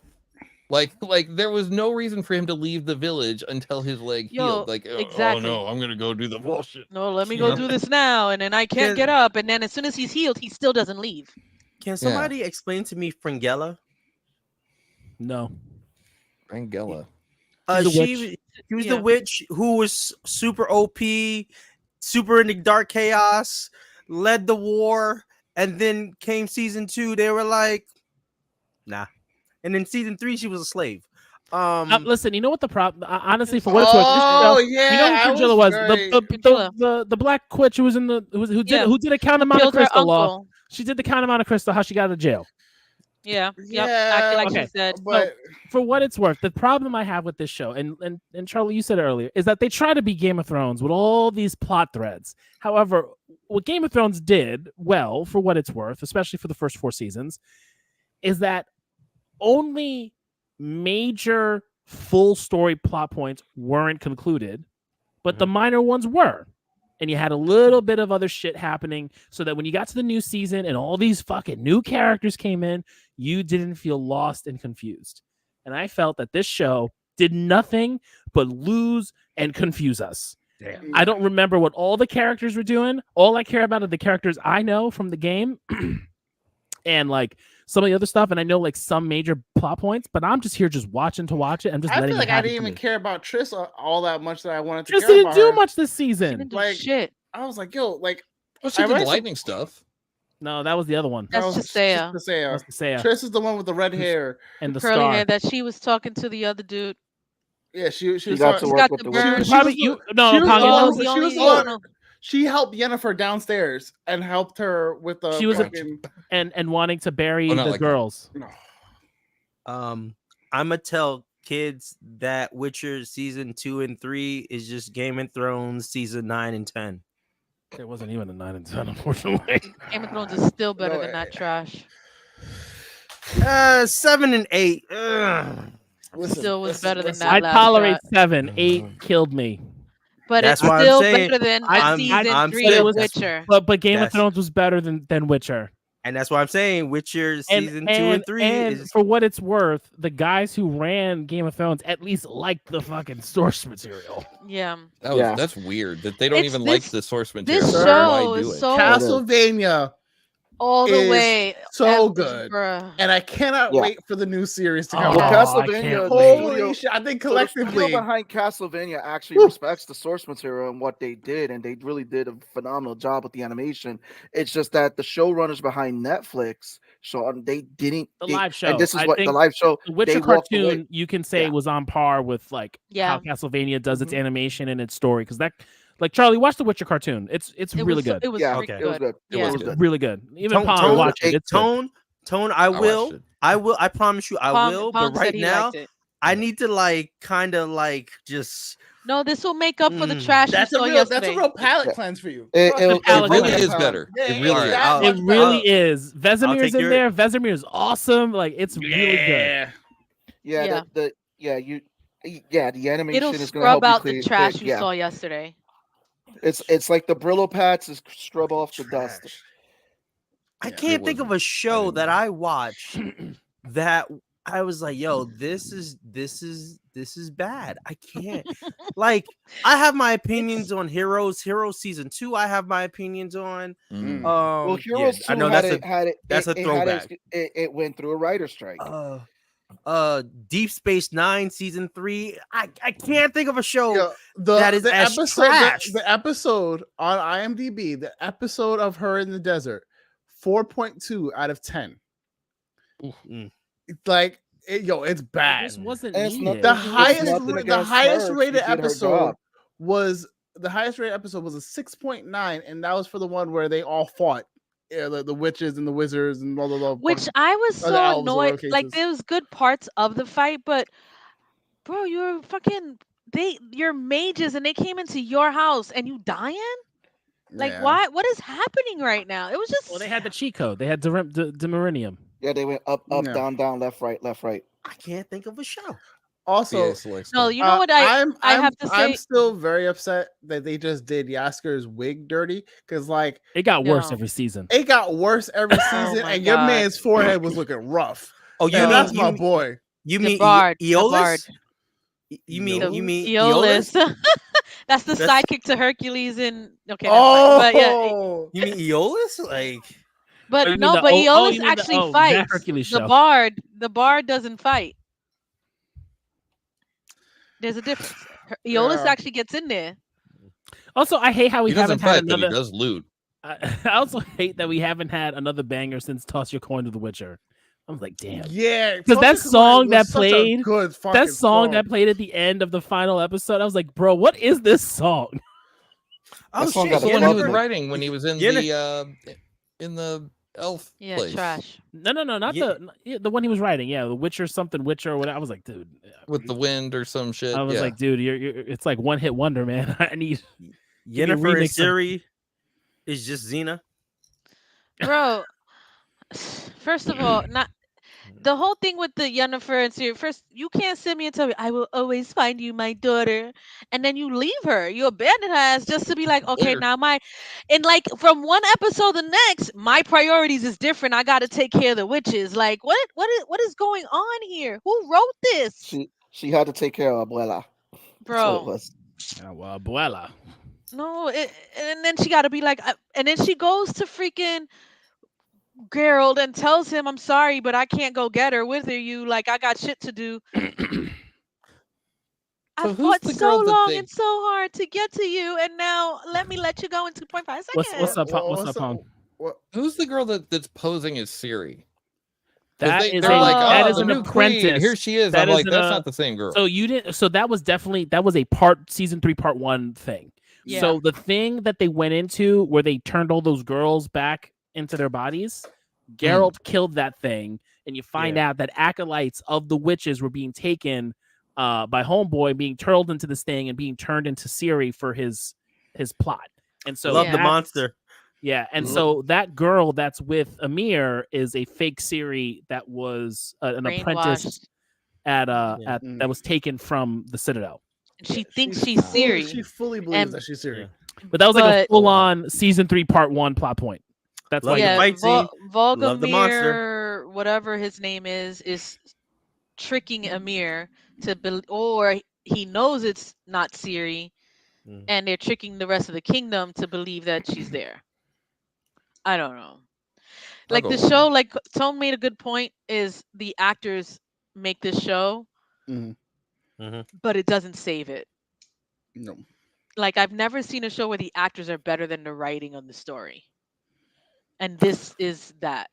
There's just so much happening. Like I feel like that's really like there's so much happening and not enough of it matters or not enough of it feels relevant. So you're just this is happening, this is happening, this is happening, and we're like so confused. What? I just need to know what I need to focus on. I was like, oh yeah, but this, and this. Just fucking tell me what I need to focus on because I can't focus on all 15 fucking major plot points and like, oh, this character wants to be queen and do this, and then we have some fucking otherworldly obelisk. Homeboy is looking for a book, and then like, I don't know what's going on. There's so many MacGuffins. I have so many. Well, let's talk about series new. Charlie just thought about Charlie. Go ahead. Charlie. I have another poor hot take. Season 2 and 3 is literally the visualization of what ADHD is. Fuck you. I feel that. No, I feel no, attacked. Law, because first of all, I was going to say Law. I know you can relate because I can relate. You're not wrong. I can relate. I can relate.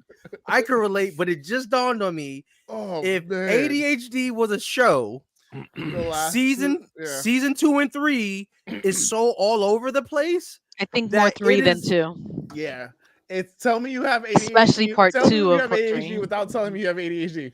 Season 3. Yep. And Siri at the end of the damn, I like you're not wrong, and I hate how not wrong you are. I mean, I did like the scene with Siri where she was playing with that guy, with just like she's just over the world, but it's like now she's taking on a new name.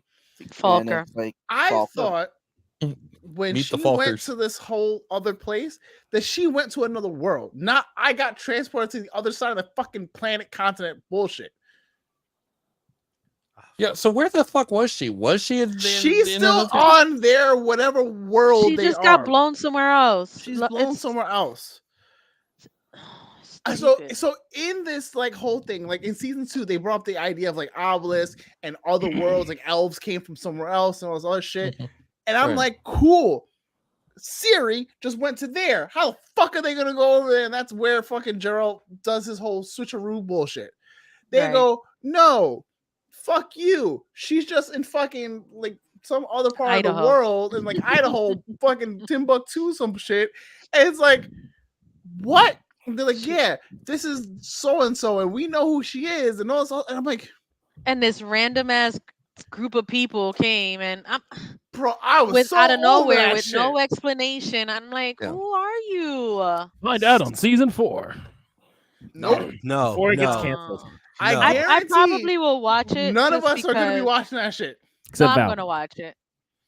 Here's what I will watch. I just think that the show, not the show. I think that Gail deserves a fair shot. Miley's ex-husband. Gail deserves a fair shot. I'm not going to be against it. But because if Henry Cavill was in it, if Henry Cavill was in it, I'd still watch it. Right? Mm-hmm.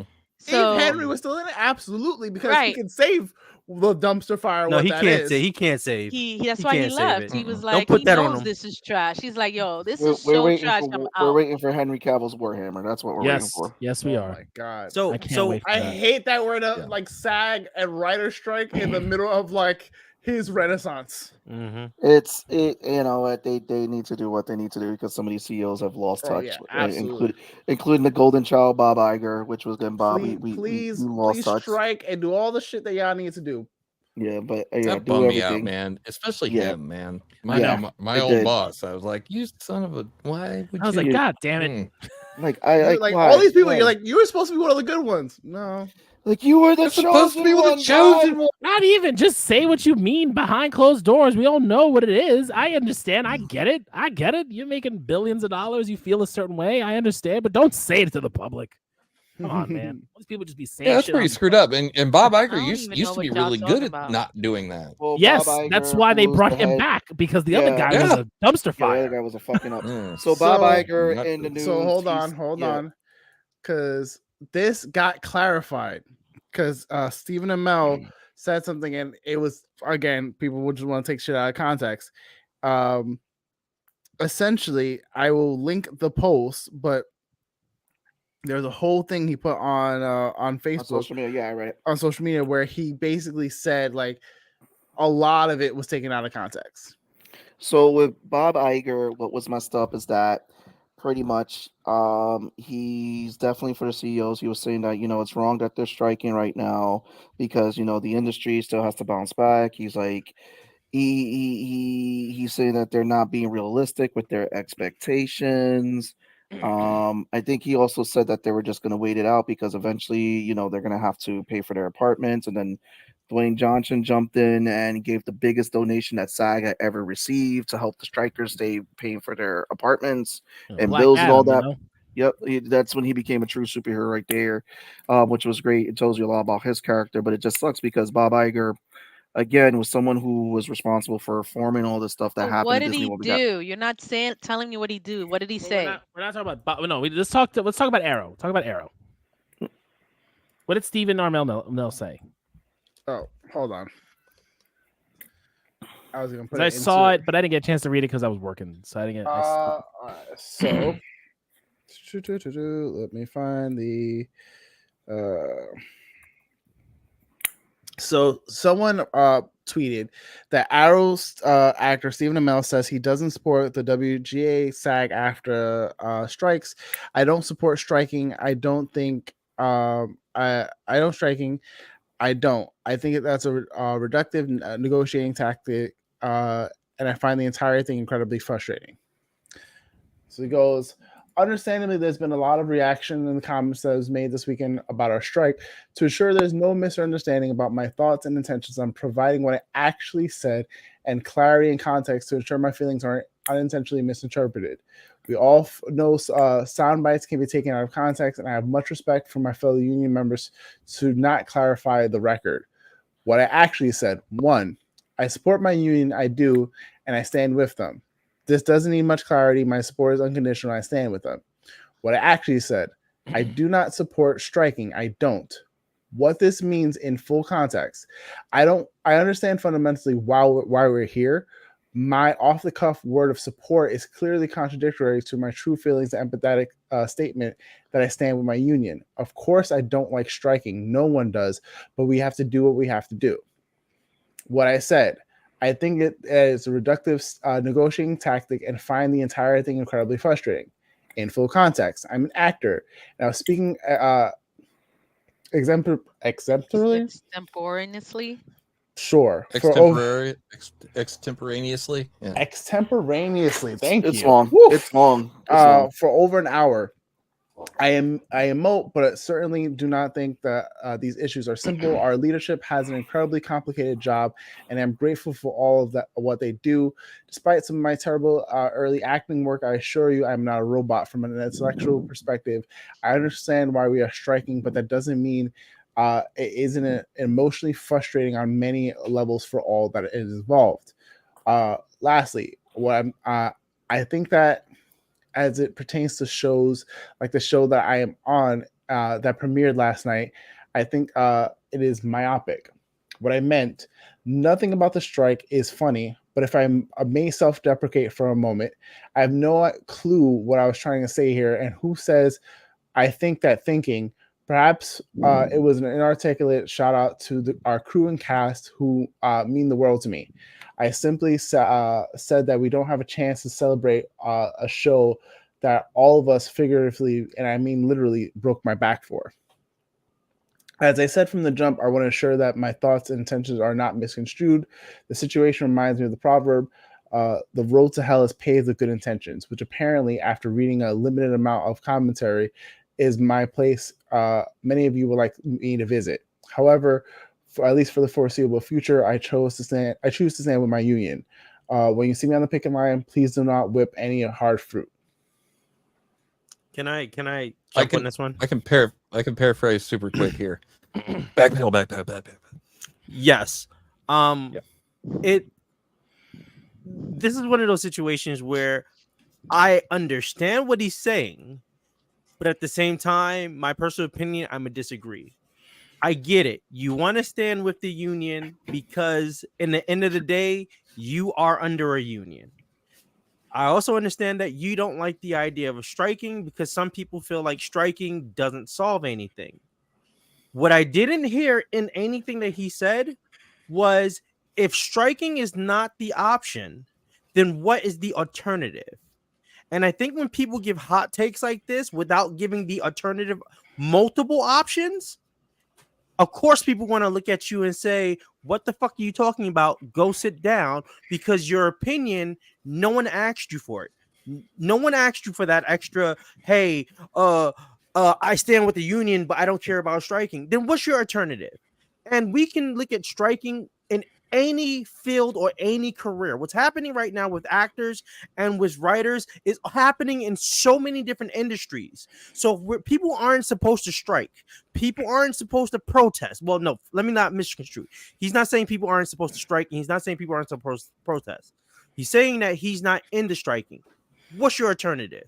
Because if the only way things can get done is if people strike or protest, then what's the alternative? The alternative is Roll Match, this new game that I found. No, that's the only place I know him from. I never watched The Arrow. He's on all these ads for mobile games. Hugo, anyway. I agree with you. Bring me solutions. Don't bring me problems. Yep. I think the nanny got a hold of him. I think Fran Drescher called and was like, excuse me? Yeah, that's not what got a hold of him. What got a hold of him is that he's a part of an industry that's no different than, what's that term that people are using now for is it scrubs? Like if you're a non-union actor, a scab, it's no different than that. In the sense of new, that's like 19. No. I was trying to think of what because I've never heard of the word scab. Really? When you cross the picket line, when you go against the union, and you that's what happens. So that's what happens to some random online personality, some TikToker. He was trying to be a scab. I'll tell you what happened with that one. He got picked up by like one of those Christian networks. Apparently, like his content was being watched by one of the producers. And he did a few auditions, and they were like, hey, like, we want to do a show surrounded by you. Now, Christian networks tend to do their contracts tend to be a lot different than most networks. So he was like, hey, I'm going to go ahead and I'm going to sign this deal, and I'm going to do it as a non-union worker. So this doesn't affect me. And people are like, that makes you a scab. Like, you're literally taking on a role that can go to a union worker.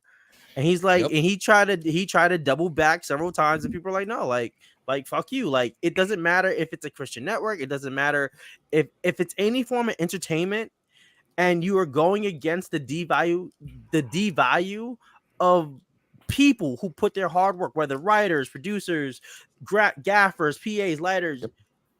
You're a scab. Long story short, you're a scab. Stevenson. Oh, sorry. That's it. I'm done. I'm off my soapbox. Well, back in the day, they used to slash your tires for that shit. Right. I'm just saying. Right. I was IBEW raised, so yeah. I was gonna say on that note, my favorite video game adaptation has been going around, which is Sweet Tooth. Love him. I saw the episode that ended. Yeah, absolutely. Yeah, Hugo, that's right. Back in the 1920s, that it was like baseball bats and shit. Yeah, no. Look up Triangle Shirtwaist Fire, the Chicago Haymarket Riot. Like, yeah, like there was some. I mean, I really do hope they do get it done, because finding out what some actors were actually getting paid on residuals, some of them were getting paid pennies, some of them were getting somebody got paid zero. Like literally, someone got sent a check for $0.00. So they really have to rework, because again, like a lot of the contracts didn't include residuals of what they could get on streaming. That was one of the issues that Scarlett Johansson originally had before when they released Black Widow on streaming, and it's just that she lost a lot of money through that. And I get it. Like, a lot of people look at these actors like, well, they're, they have these big mansions. The thing is that, you have to understand is like a lot of these actors don't make a lot of money because it's like you get that contract, you have to constantly be working. That's why it was like if you're an actor in a show that's been on for 11 or 15 seasons, like the guys in Supernatural, they made money for that. But then it's like after the show is done, you have to continue to work. And if they're not doing anything else or they're not getting paid those residuals, Well, if it goes into syndication, they get residual money. I mean, no, that's what I'm syndication's a saying. good thing. But a lot of the shows, a lot of the stuff that went in syndication for some of these actors, and that's going with the residuals, some of them are not even getting anything. They're like 5 cents, 2 cents. It was very low, depending on what was negotiated. Keep in mind this, because I'm actually following this because, like you said, as a working to become a filmmaker, I need to understand this when it comes to writers and actors. I've heard this either this morning or yesterday, and it was better explained. This isn't about the actors who are the A-listers. This is about the B-listers, the C-listers. This is about those who show up for casting as extras, those who are working in the industry who are doing little spots here and there so that they can build up their portfolio, so that they can build up their reel.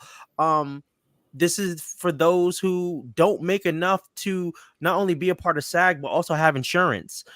This is for those who have to work 2 to 3 jobs while they work on their acting career. Some people are doing leading roles and still working 2 other jobs. Yeah, but people keep using that argument that, they're actors who are in mansions.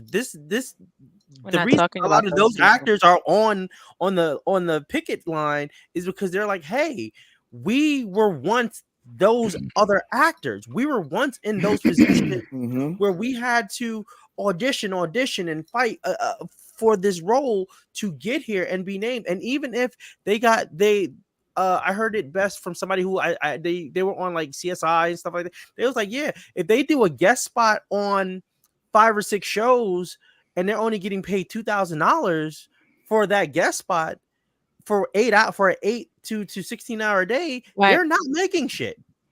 They're probably making. They should be getting something every time that episode airs. Yeah. And streaming services have taken away the ability for them to get residuals. You know what I'm trying to say. Yeah.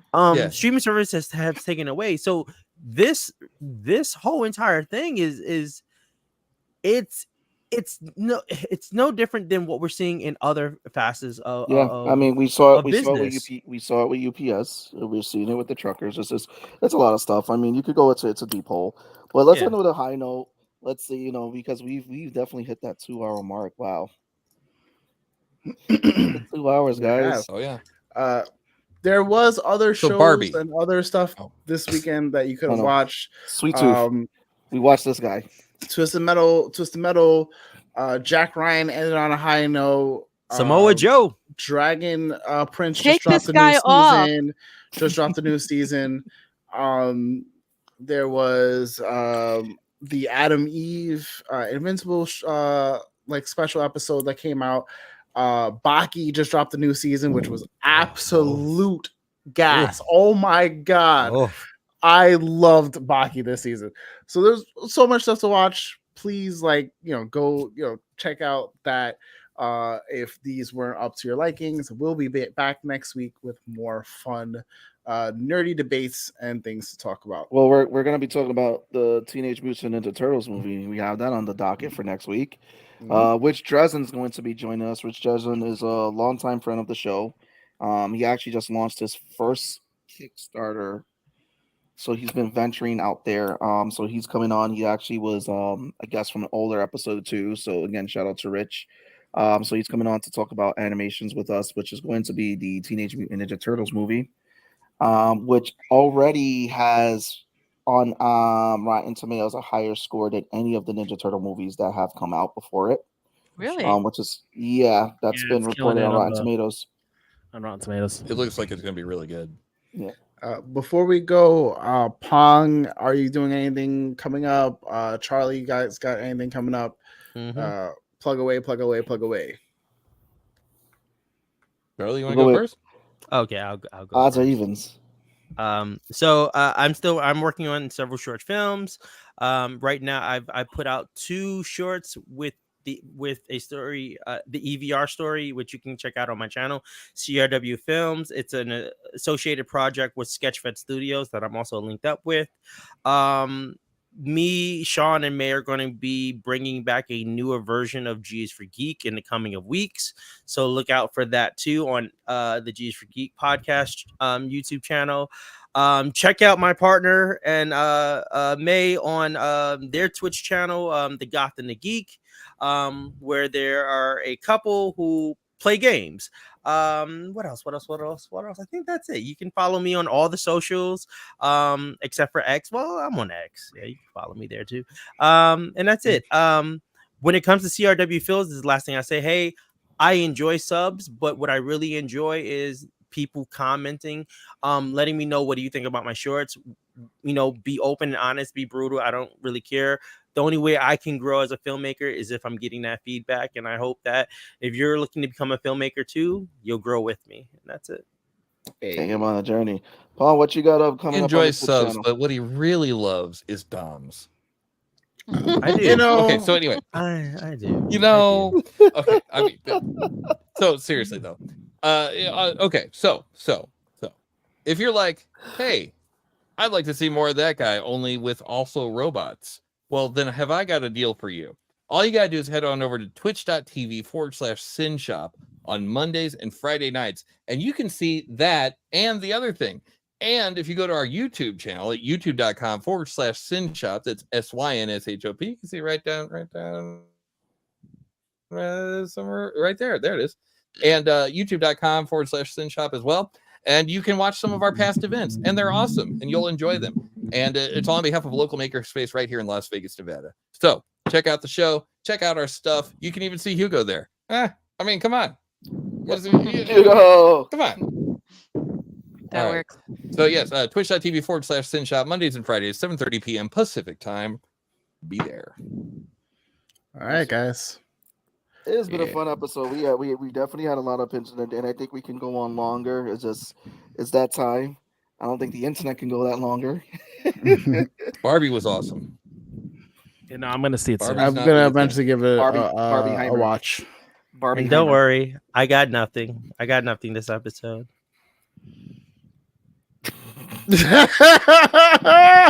He says, "I got." I love that we all kind of just looked up towards Charlie. There we go. There's someone special out there. I look up to him no matter where we go. I'm talking about you. I'm talking about you. I mean, L. It's for the love that I have. Hey. I got nothing for A and W. I got nothing for that but law. Oh my law. Law. I'm telling you. Compilations. I'm telling you, law. You are the best, the greatest. What the fuck is happening? Nerd ever. Nerd of the round. Okay, we gotta wrap. I gotta go work early in the morning. We gotta wrap. I'm sorry. I love you. I'm sorry. I gotta wrap, bro. That was very awkward. I'm sorry. We're all just living the same shared fever dream experience. I appreciate that you guys. I'm sorry. Charlie's looking to make it to the clips again. Yep. I'm sorry. Law Fair Club. I'm sorry, Law. I'm sorry. W is for what the fuck? Yeah. I'm sorry. You can get that new album, All Things Law, on CW Films. Yo, Cyphs, take us out, please. Please take us out. Take me out. Your boy Law. Boy, your Law. Your boy Tone from across the hall. And last but not least, Vmac. See you guys next week. Next week, later. 1, Take it 2, easy, guys. 3. Beat music.